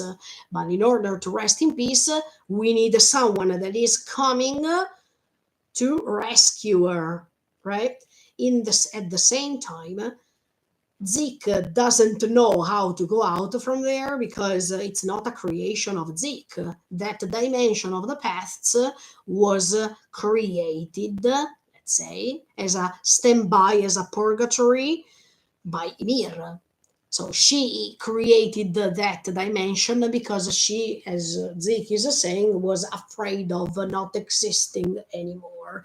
Or by having that creature inside of herself, the creature was afraid of not existing anymore.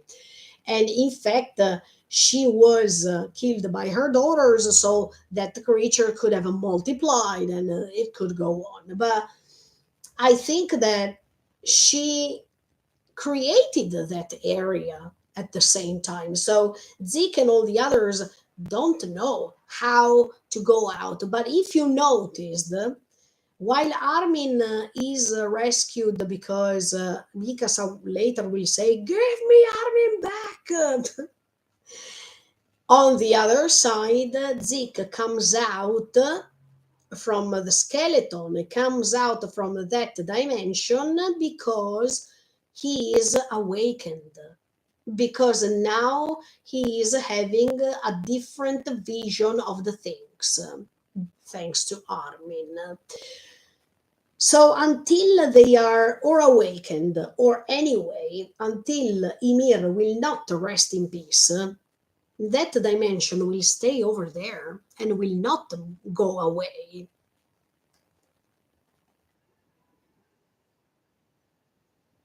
And in fact, Zeke says, I don't think it's possible for me to go out from there. But then he will discover that it's possible. It was not possible for Zeke to go out from there because he needed some other pieces of the puzzle missing. Once again, I wanted to tell you that everything is a consequence of actions, and we need to proceed with the story step by step to reach that moment in which a specific thing is happening. Exactly, that's a difference. Armin says, I didn't give up still. That's a huge difference between him and Zeke because Zeke gave up. He gave up, and you can understand it by standing over there in front of that sand as if he is under hypnosis, let's say. I mean, he is there. I don't know. I don't know. I mean, he seems sleeping. He seems that he's dreaming, that keeps dreaming. And in fact, this episode is this chapter, let's say, it's called A Long Dream. Actually, yes, Zeke is already part of that dimension as if he is under a sort of a spell, but he needs to wake up from that spell. And in fact, we need a person like Armin who is awakening him, who still doesn't want to give up. That is the main reason why Levi doesn't regret that he has chosen him. He said it in the previous part. I mean, yesterday we were analyzing this. Levi is the first one that says, I don't regret my choice, the choice that I made, because in the eyes of Armin, I can see a person who's not giving up, who's not giving up on keep trying. Okay, the enthusiasm that he has in his eyes to keep going on trying. So I think that even in this moment, you understand that Armin was the best choice that Levi could have made, even because of the things that I told you yesterday. But okay, let's go ahead.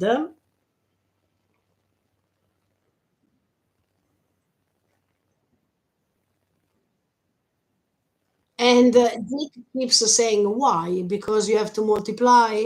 I mean, because you have to keep going on multiplying? Is continuing the species that important to you? I mean, now that he has in his mind that constant thought of because what I understood is that life wants to keep multiplying, etc., etc., etc. Everything is an excuse to talk about that because that's the main knowledge that he could reach. And even in this case, Zeke is not seeing other options. He is not seeing things in different ways, while Armin is giving him a specific reason why he doesn't want to give up. That is something that Zeke has never thought in that moment because he was always focusing on that reason only.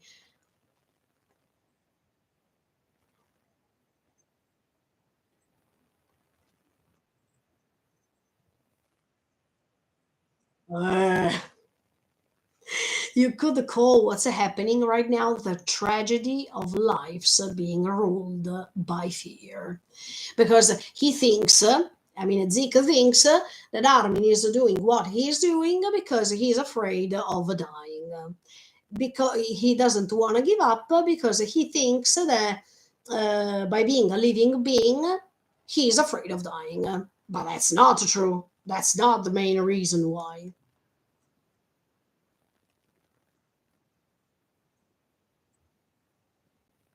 I see what he says now is going to change the conversation that it comes from now on because Zeke says a calamity of a fear brought about by the meaningless activities of life.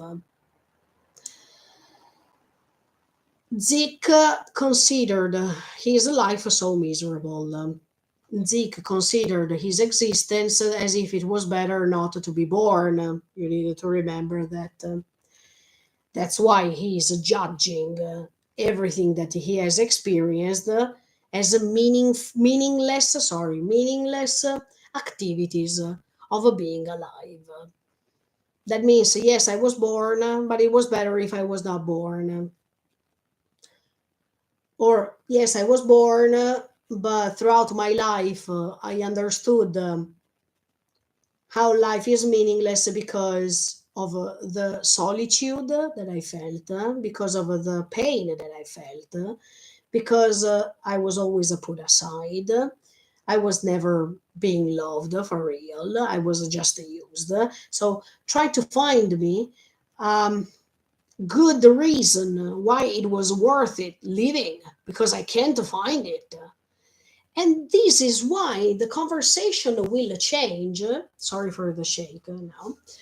That's why the conversation is changing later, because later Armin is expressing, he's letting him understand that it's totally the contrary.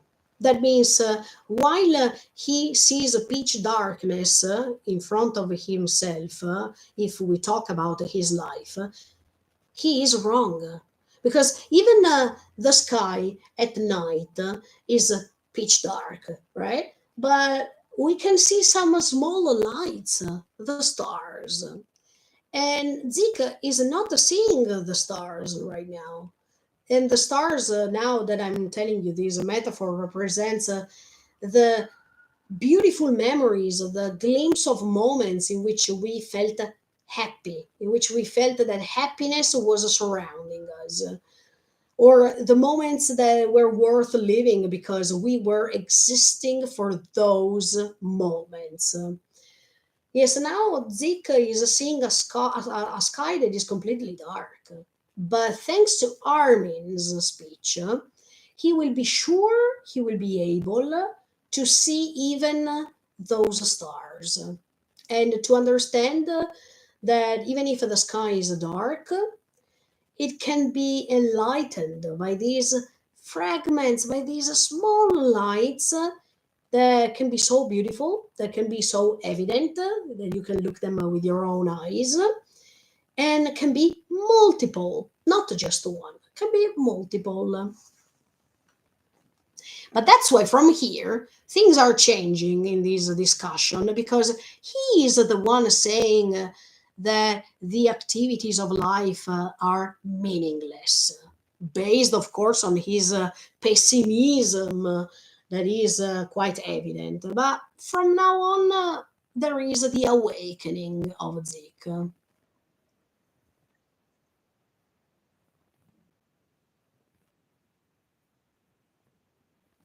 And Armin says it's not too late to save a lot of people from fear, because if you save them, they are no more afraid of dying, and they can go on living. And at the same time, they have other time to spend with their families. But Zeke, in this moment, can't still perceive what Armin wants to tell him, because if Zeke thinks about being away from fear and go on living with families, I mean, with spending time with their families and enjoy life by being loved, etc., etc. These are things that Zik has never felt, almost has never felt in his life. So he can't understand where Armin wants to reach right now. But then he will say something specific, thanks to something that comes in suddenly.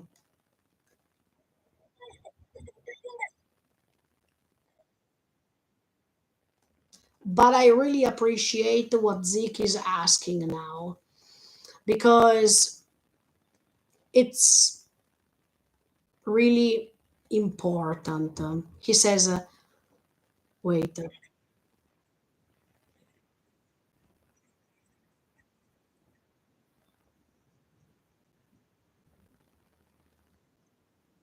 why would it be bad to lose?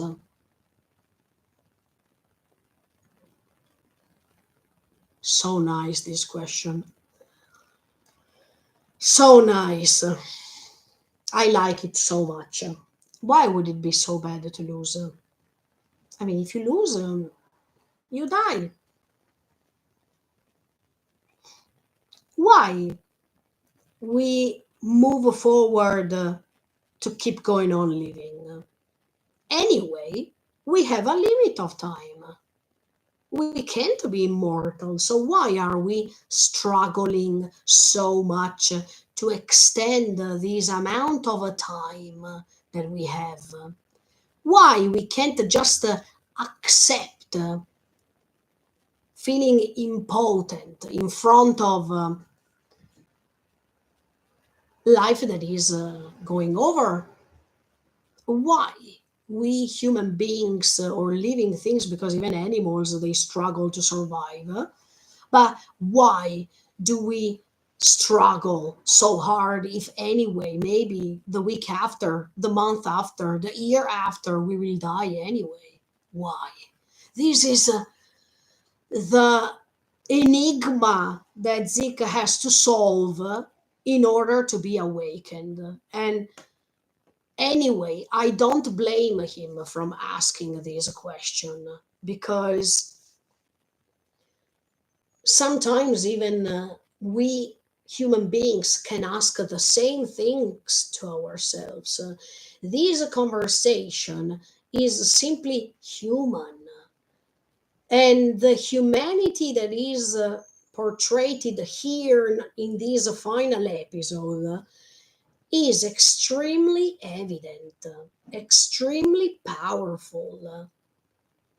The doubts about our existence, the questions about our limits, and the fear to not be able to overcome them, to accept them.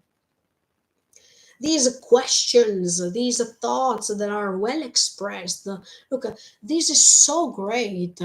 I would have never expected to praise Zik so much, let me be honest, because for sure Zik has never been one of my favorite characters. But I have to say that it really gives me a great vibe to hear these things from him, and how he is awakened by Armin, who is also supposed to become the hope for humanity, the salvation of humanity.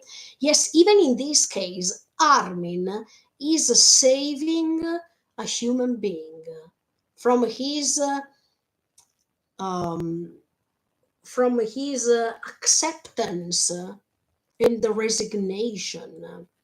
Armin is over there to save a human being, to help him understanding things before his death. And I think that this is pretty great. Yeah, exactly. He says being alive means dying eventually. So even if you die before, if you die after, who cares? Anyway, you have to die. That's what Zeke says. But no, Zeke, no. There is a huge difference, and that's why I admired so much this discussion, because Armin is telling him, no, it's not the same. Dying before or dying after is not the same. Or the fact that we eventually die, okay, it's obvious, but what matters is how you died, for what you died, and your state of mind when you die. That makes a difference. And what you have lived so far once you die, that makes a difference. How many other people you influenced with your thoughts, with what you are, how many people you could reach before you died, how your life could influence others, how your life could mean to others, how your life meant to yourself. All these great things that are essential even for us living our nowadays life, to go on living a life that we live now. It's not simple, but thanks to these sentences, you keep reminding yourself That when you feel down, when you feel you're hopeless, when you feel that nothing is good, when you feel that you wanted to end your life, when you feel that everything is over, these keep reading, guys, these sentences, because you will understand that it's worth it living.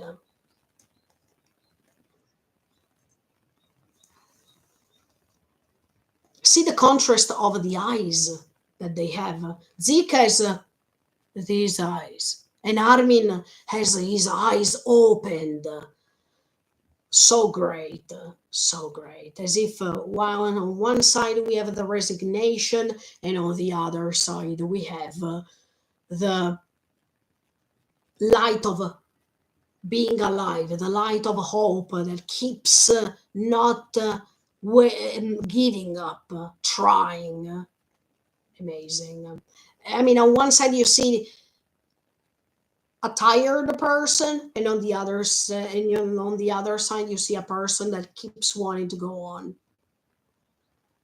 Maybe on one side you see the end of a person because Zeke is almost dying, so it's almost over, right? His time limit is over too, so he's dying.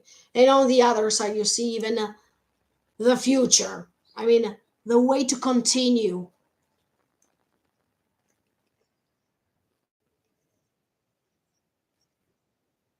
Uh, no, so look, Zeke says one sentence here.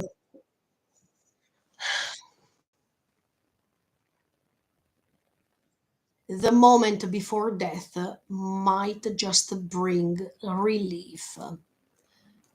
Ah, yes, it should be like this. You should feel relieved before dying, because if you die peacefully, first of all, you are sure that you can rest in peace, and your soul is not being stalked somewhere. And second of all, you should feel relieved because before dying you have the chance to say everything you want to say, or you have the chance to redeem for your mistakes and then die peacefully, or you wanted to meet for the last time the people you didn't have the chance to meet before. Yes, actually we all deserve to die being relieved, to feel this relief inside our heart. Will Zik be able to make this? I think so. And it's a thanks to Armin. Yes,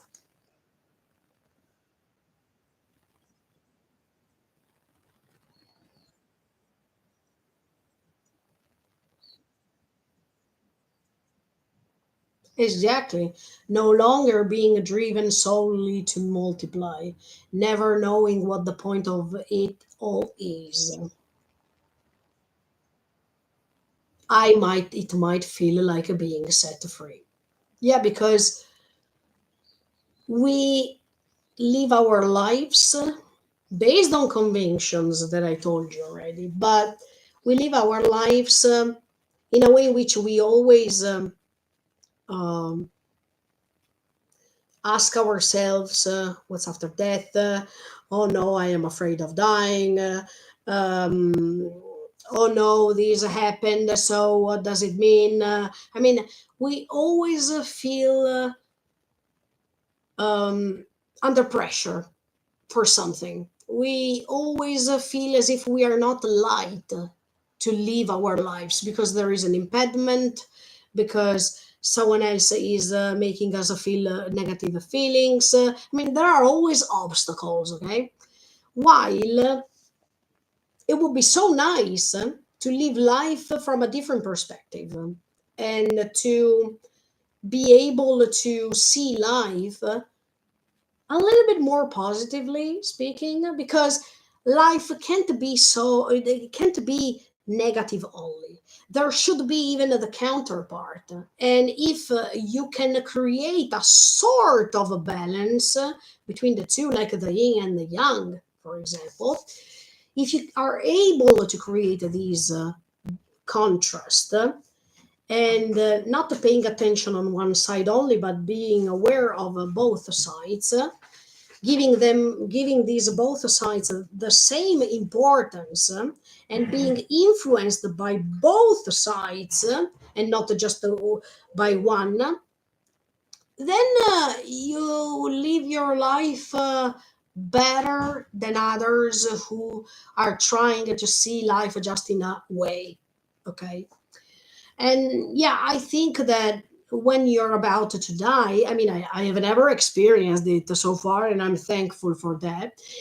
But I'm thinking about all the people who um, know that they will die soon, or the people who reached a certain age and they are already asking themselves about what it would be.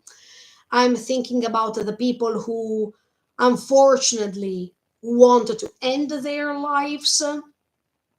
And yeah, I think that all these people should remember the sentences that we are about to hear by Armin, because they definitely make a difference, and they mean a lot, in my opinion. Especially, I want to open a bracket, especially for people who decided to end their lives, because you know that in Japan there is this huge problem called suicide. And I think these words of Arvin can help lots of people who decide to end their lives dramatically.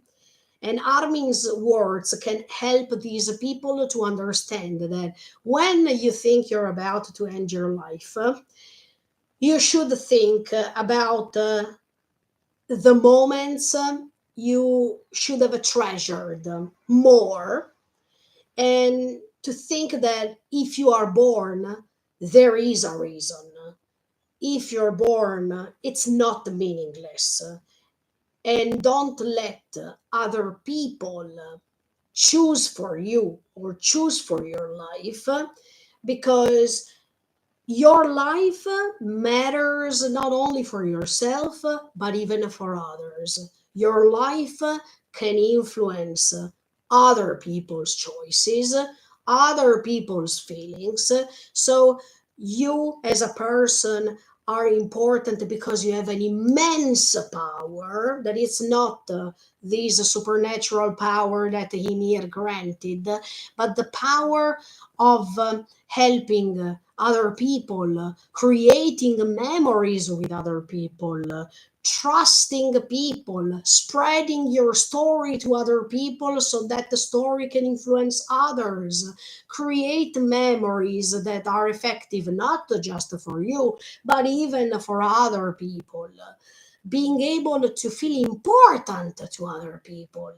And when you are important to other people, you understand even your importance. And it means that you understand that your worth is worth, your life is worth living, because it definitely means something. And even if you are a small person compared to the universe, that energy that you spread, that life that you have, is a chance to change things for better. It's a way to change even the role of the universe, because the universe is also us.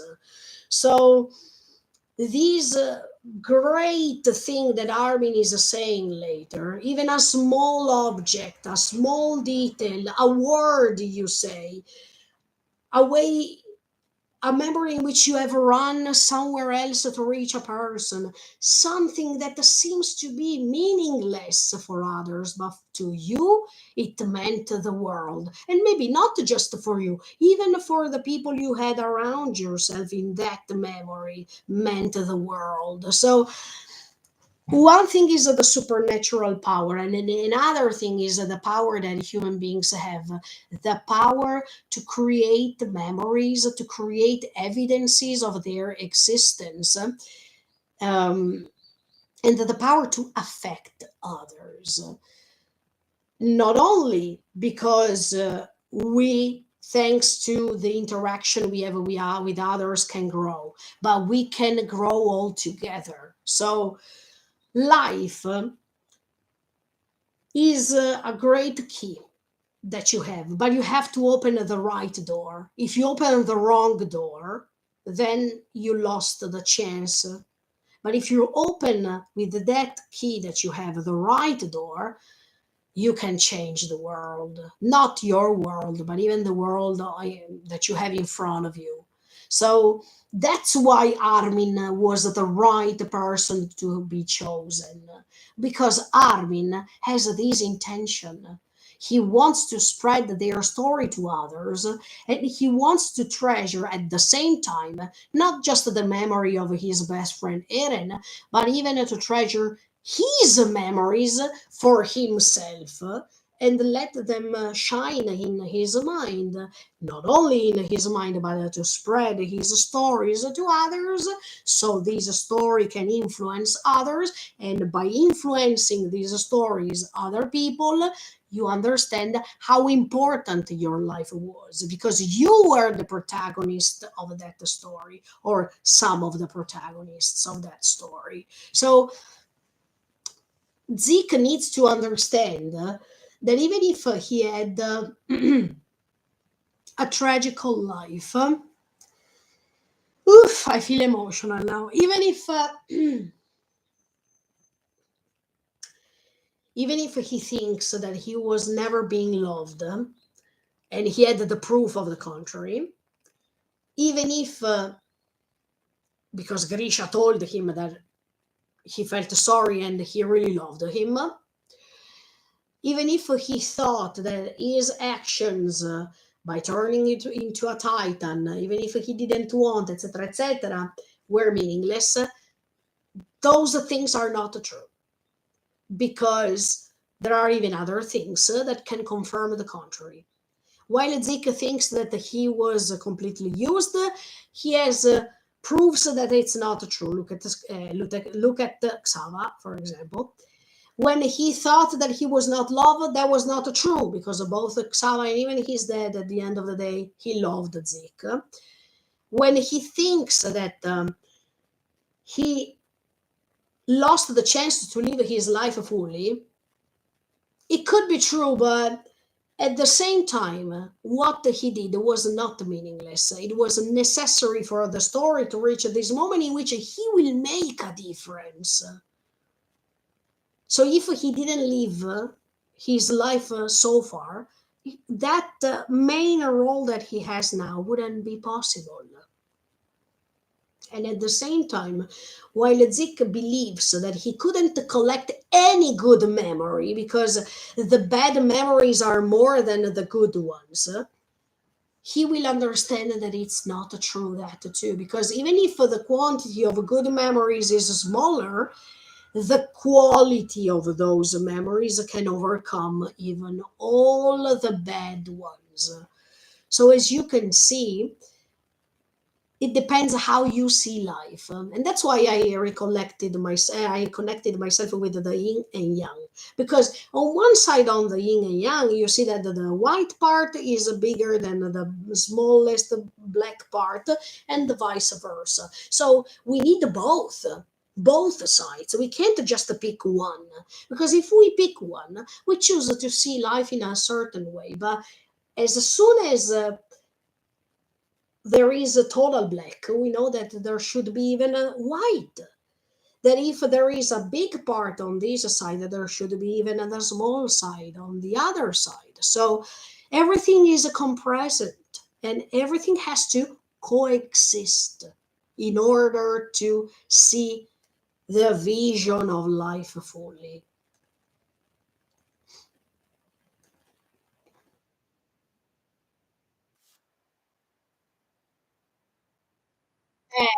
But wait, now the leaf is appearing in front of Armin. Who put that leaf? His thoughts. Ymir, who created the leaf, Armin, who created the leaf with that sand he had in his hands before, Eren, who by having the founding Titan's power wanted to show him the leaf as a hint for him to go on to proceed with his narration in front of Zeke, so that the thing would have happened. Even if I know that Eren doesn't want the rumbling to be stopped. But Eren is the one who's detaining now the power of the Shingeki no Kyojin and the power of the founding Titan. And he has seen things from the future. So does he want that the story now proceeds in a certain way? Because maybe that way is the right way now? Because you know that Eren said, I tried multiple times to modify the course of events, but I was not able to find the proper one. Did he find now the proper way? And maybe let's show the leaf. Or maybe, yes, it's just a part of Armin's memories creation. So, by being connected to the path, of course, Armin saw a leaf over there because it's directly connected with the speech that they are having. I mean, the dialogue that they are having. So everything is a consequence of what's said. But that leaf that appears over there not only is the leaf of the tree in which where Armin, Mikasa, and Eren were running at, but that leaf, if you remember, in season 4, part 1, I already told you this. Um, when Falco and Eren are talking, the tree doesn't have leaves. That leaf that Armin is handling can be even the leaf to grow the tree one more time, as if it's a hope that something can go back to something good. I mean, something can go back to um, a regeneration, to like a rebirth, like a moment in which you hope that things will go right again, or it's just a recollection of a memory for sure, because we all have in our mind memories that we can collect, and suddenly in our mind they come up and we say, ah yes, do you remember? In this case, it's like as if his mind, I mean Armin's mind, was creating the leaf in this dimension of the paths, where the creation, where you can create and you can visualize things, as much as do you remember when Zeke was um, creating these chains based on his will to let Eren believe that he was chained, right? Now there is that leaf, but that leaf will make a difference, a total difference.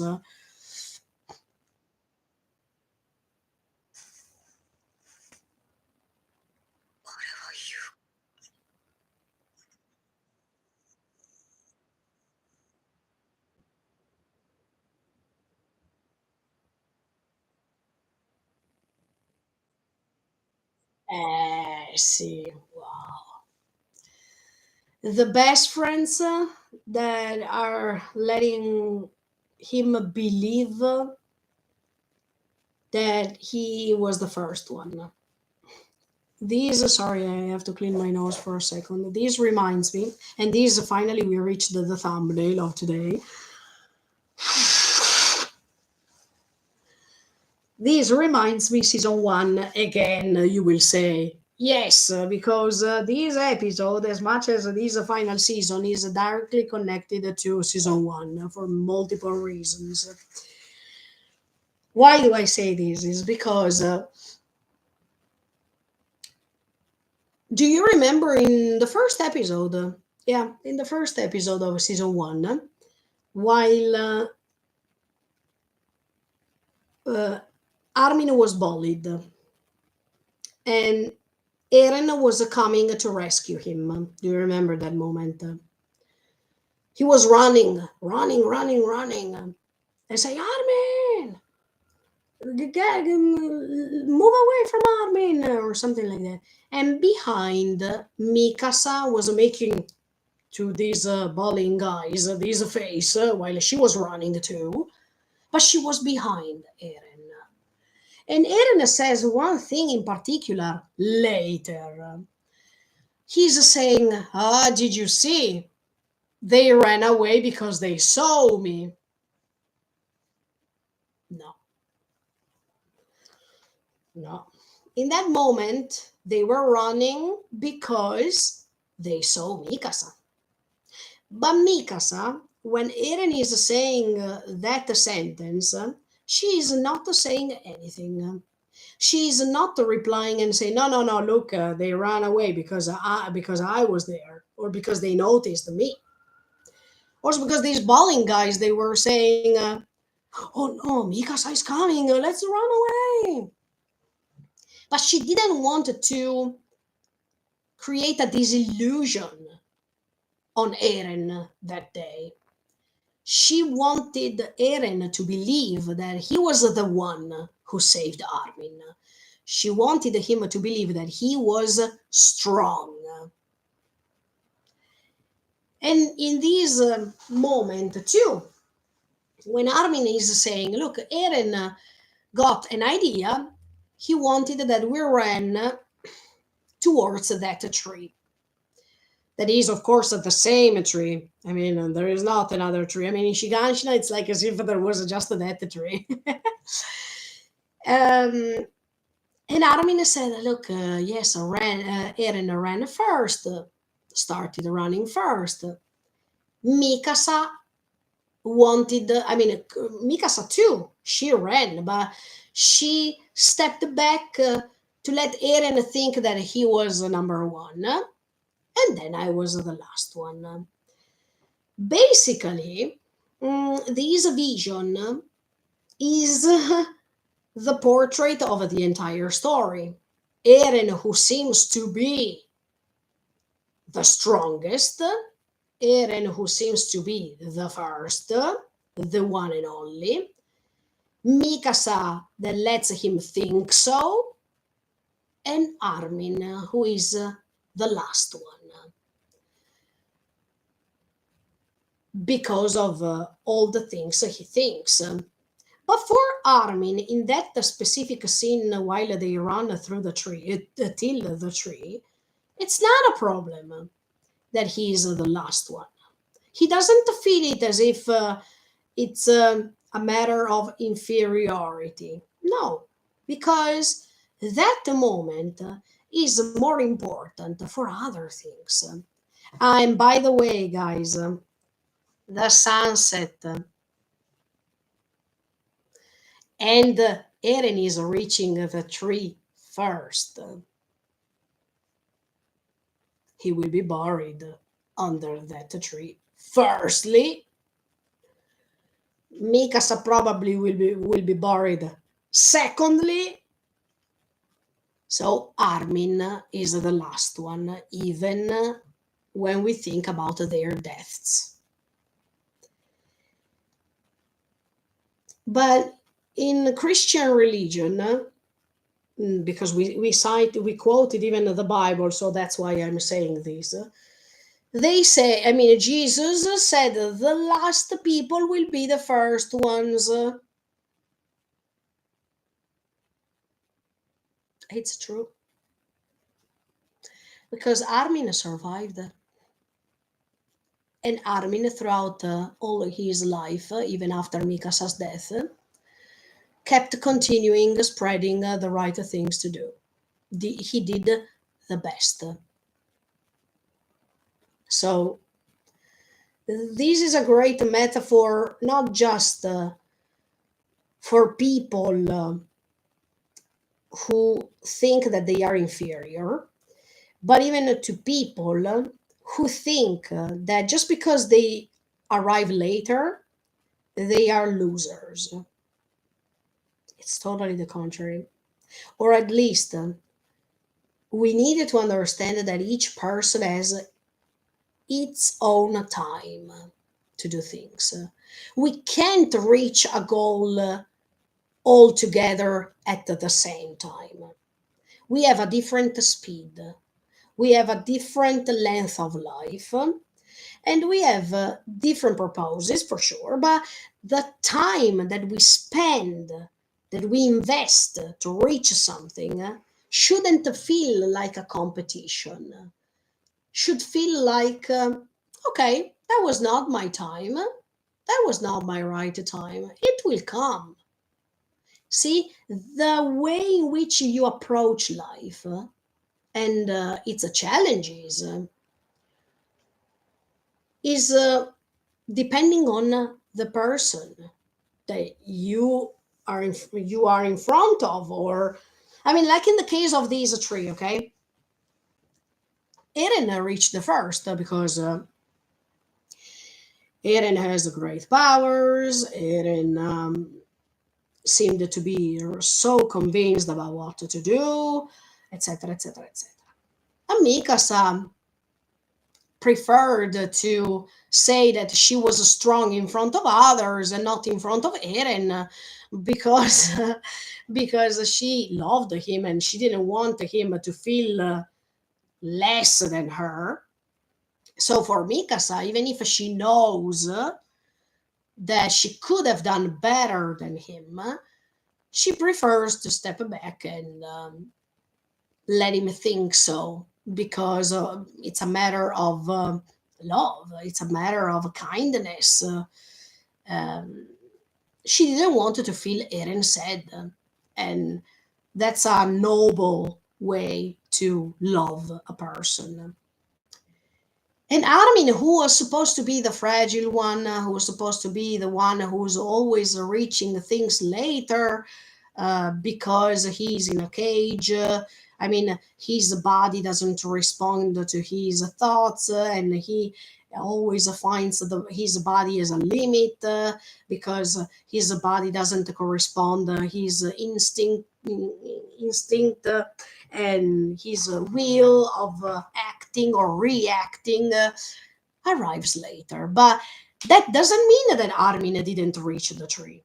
Armin reached the tree too. So if we talk about a competition, there is no competition, because this is another way of saying that in Italy we have, and I think that you also have in your countries, when we say that the person who walks slowly has a long life, um, and he goes on being safe and sound. I mean, healthy and safe and sound. The person who rushes goes to death. And I think that metaphor is exactly what happens here. Eren was rushing too much without even thinking. Eren was focusing too much on the goal that he lost the chance to live his life properly in a different way. And unfortunately, when you're too sure, when you rush too much, you're surely going to make mistakes. That's what happened, in fact. That's what he is also saying later. So, this tree that is reached is very important, not just as the place where Eren is buried, etc., etc., etc., but even check the time, okay, that they invested to reach the tree, and try to see things in a deeper way.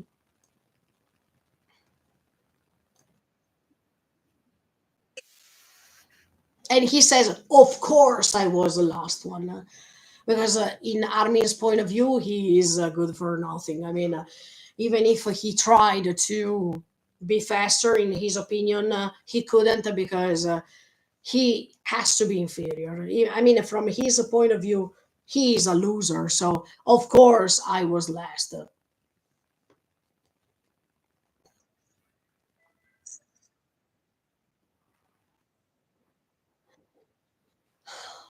See, the wind. He is praising the wind while running, that it was warm and made him go run and run and run.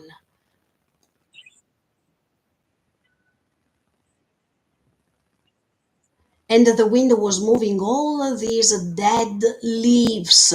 Okay, so the leaf, yes, no, I was making a mistake. The leaf that now Armin is touching is a dead leaf that reminds him of the dead leaves that were blown by the wind. But anyway, that feeling in a contraposition of, I mean, as a contraposition with dead leaves blown away by the wind, and in contraposition with the in contra- oh, sorry, and in the contraposition to the sunset, that means the end. He felt good. He felt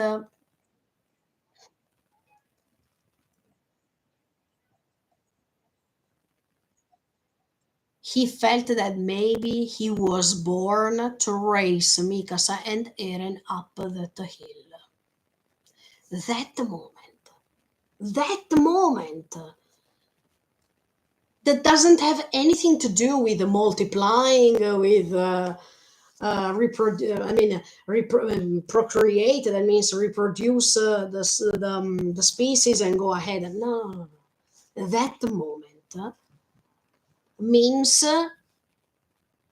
more than anything.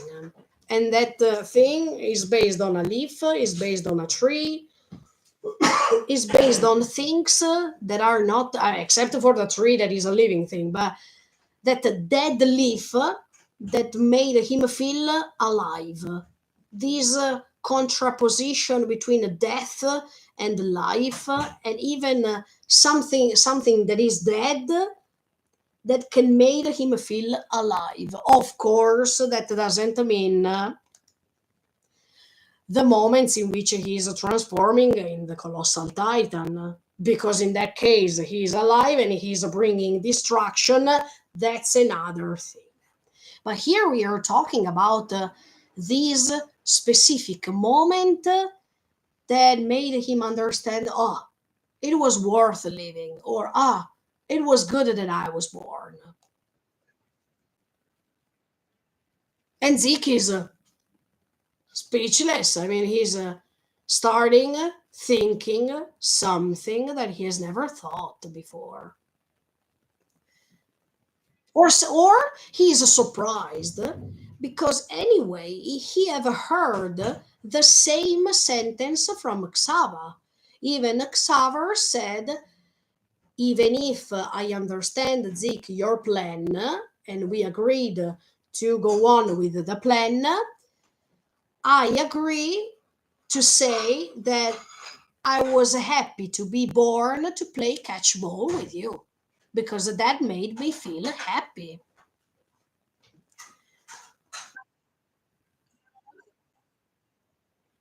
When I read inside, when it was a rainy day, what were you reading, Armin? Maybe the book that later you were showing Eren. No, I'm joking, but yes, okay. When I fed acorns to a squirrel. So as you can see, all these moments.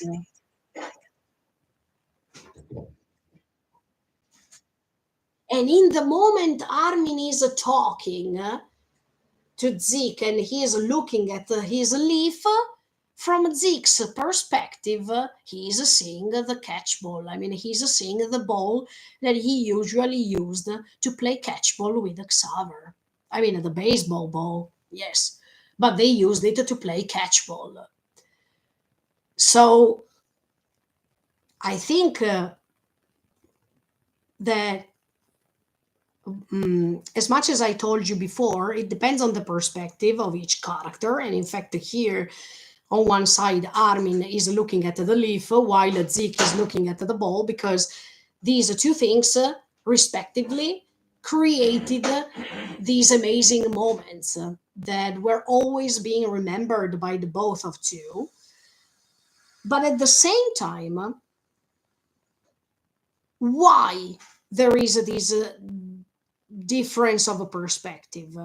Is it Ymir who wants him to see the most treasured things? Because if Zik then awakens and he is spreading the same things to the other Titan owners, previous owners, then he's doing what he's doing. That means appearing on top of the skeleton, so Eren can, so then Levi can kill him. And if he will be killed, the rumbling is stopped. So, why there is this difference of a perspective? Is it just because the paths are all connected and each one can see something different? Or is it because of the choice of someone else? This is really interesting, but it's thanks to this difference of a perspective that Zeke can awake, that Zeke can open his eyes, and in fact, now the more Armin is talking, the more Zeke is opening his eyes, and he is not in that state of mind as before, like as if he was feeling resignation. He felt as if everything was chosen and done already. No, he is waking up.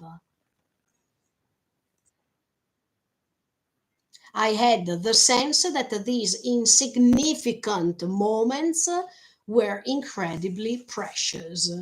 So while before Zeke is talking about the meaningless activities of life, Armin is telling him, even in those that you think that they are meaningless moments of life, you can find a meaning.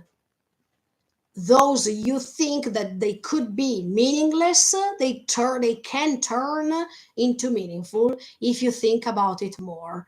If you think about how you felt in that moment, and how those things can cause or can affect other people's feelings. Because when he was playing catchball, he was not playing catchball by himself till a certain point, yes. But then he met Xaver. And so this way of playing catchball didn't affect positively Zeke only. He could affect even Xaver's feelings.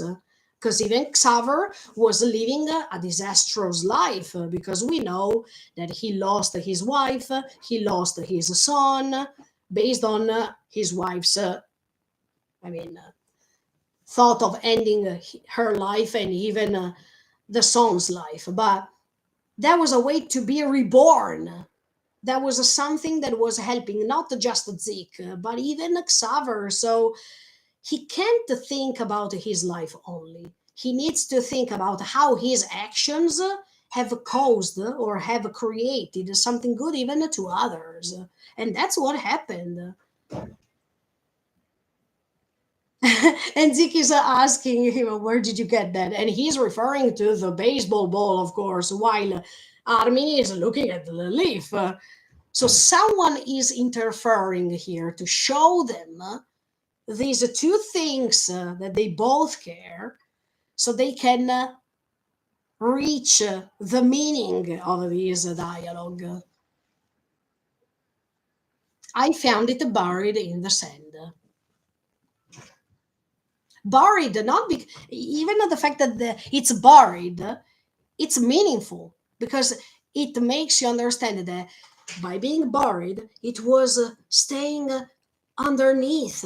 It was like as if that thought was dead already. That Zeke was not even thinking about this baseball ball anymore because he was focusing too much on understanding about Ymir, the founding Titans power, etc., etc. He forgot, and that's why it was under the sand, as if it didn't exist anymore. And the same it was for Armin. He was desperately thinking about trying to find a solution, what to do now, because my friends are in a bad situation, etc., etc. And he was even focusing too much about his role of a commander, the fact that he had to save his friends.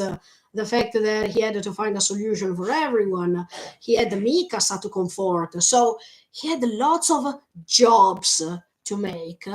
And in that moment, he was forgetting about what he lived before. The same for Zik, same. And then Zik is asking, why is it there, that thing? And Armin can't respond to himself. He says, who can say? I don't know.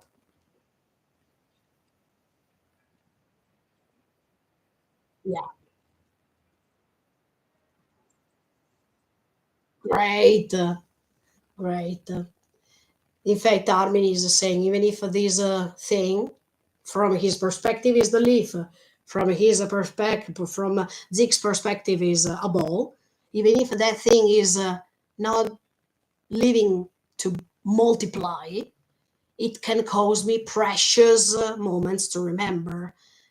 That's the moment in which Zeke, you see that he finally opens his eyes completely. And wow, I would have called this moment the awakening, because that's what's happening. Yes, yes. Maybe for us in our real life, it's like, I don't know, watching a TV program and comment it, or um, reading a book or reading a sentence and we feel the same, or I don't know, go down the street and it's raining and you start dancing under the rain.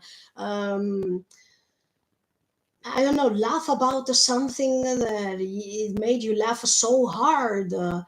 Sharing thoughts with the other people, basically by talking, by not doing something extremely difficult, just by talking, or I don't know, listen to music, watch a movie.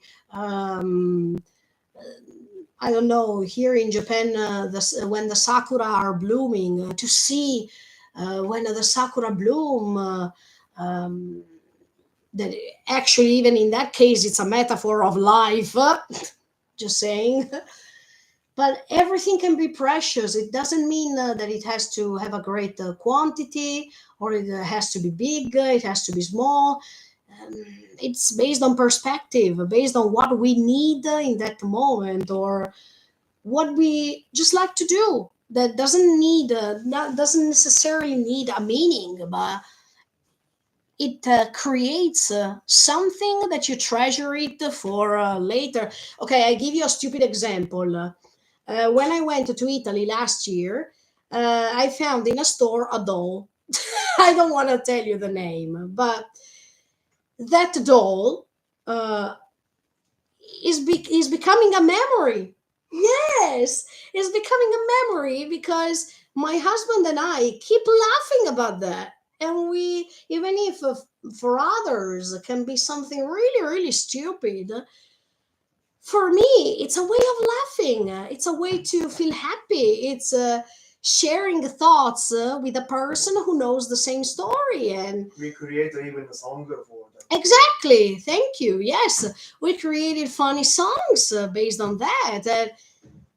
That's something stupid that might seem stupid for others, but as I told my husband many times, when we will be old and we will remember about that, we will keep laughing. So I think that Armin is totally right. You don't need millions of memories to collect in order to feel alive. Even if you collect tens of them, but you know how precious they are for the moment you're living, you have already achieved everything of life. You have already understood that even if you have a limit of time, who cares? You invested that time you had in the best way, by being conscious that death will happen, that death will come. But this is something natural. As much as you are born, you also have to die. Um, but this is what Armin did was simply awesome. to try to awake Zeke, especially in the best moment when Zeke is almost dying.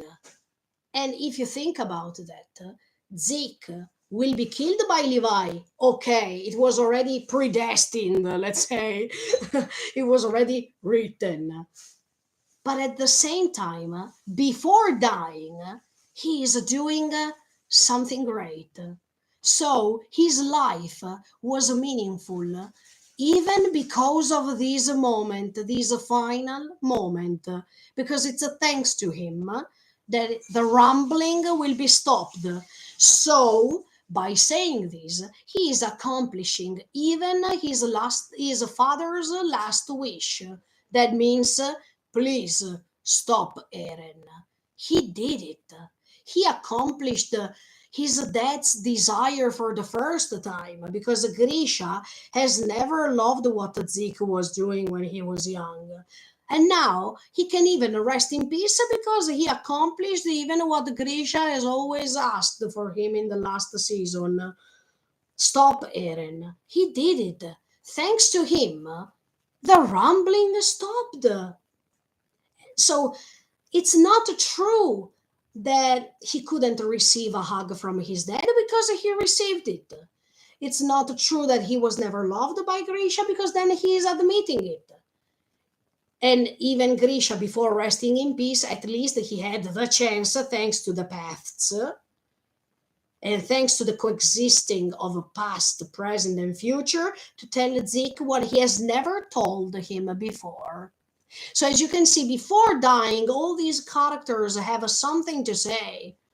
And it's good that it is like this. It's good that there is something to say before dying. Or maybe that you recognize something that you have never recognized, like in the case of Eren. That you have to say something before leaving. Even Zeke's life mattered. Even Zeke's life was meaningful, especially for the moment that is happening later. I want to finish this scene and then I will interrupt the live stream for today. Yes.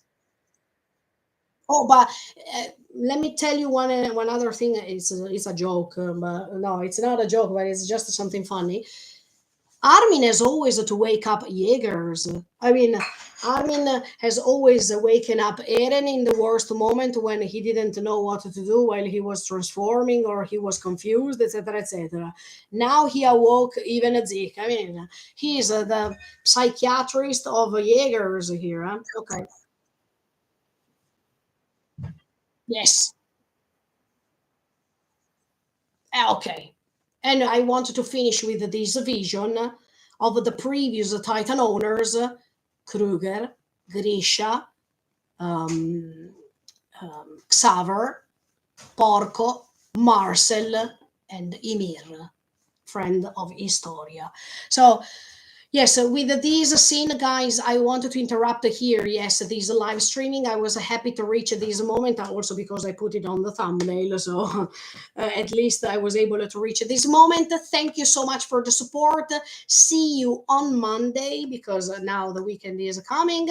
So have a great weekend. Thank you so much for the support. Thank you so much for all the comments you have written so far. And hope to see you on Monday when we will go on with this amazing final episode of Shingeki no Kyojin. Thank you, thank you, thank you, and be sure to treasure precious moments until you can. This is my final suggestion. Bye, guys. See you next time. See you in the next live. Bye. See you.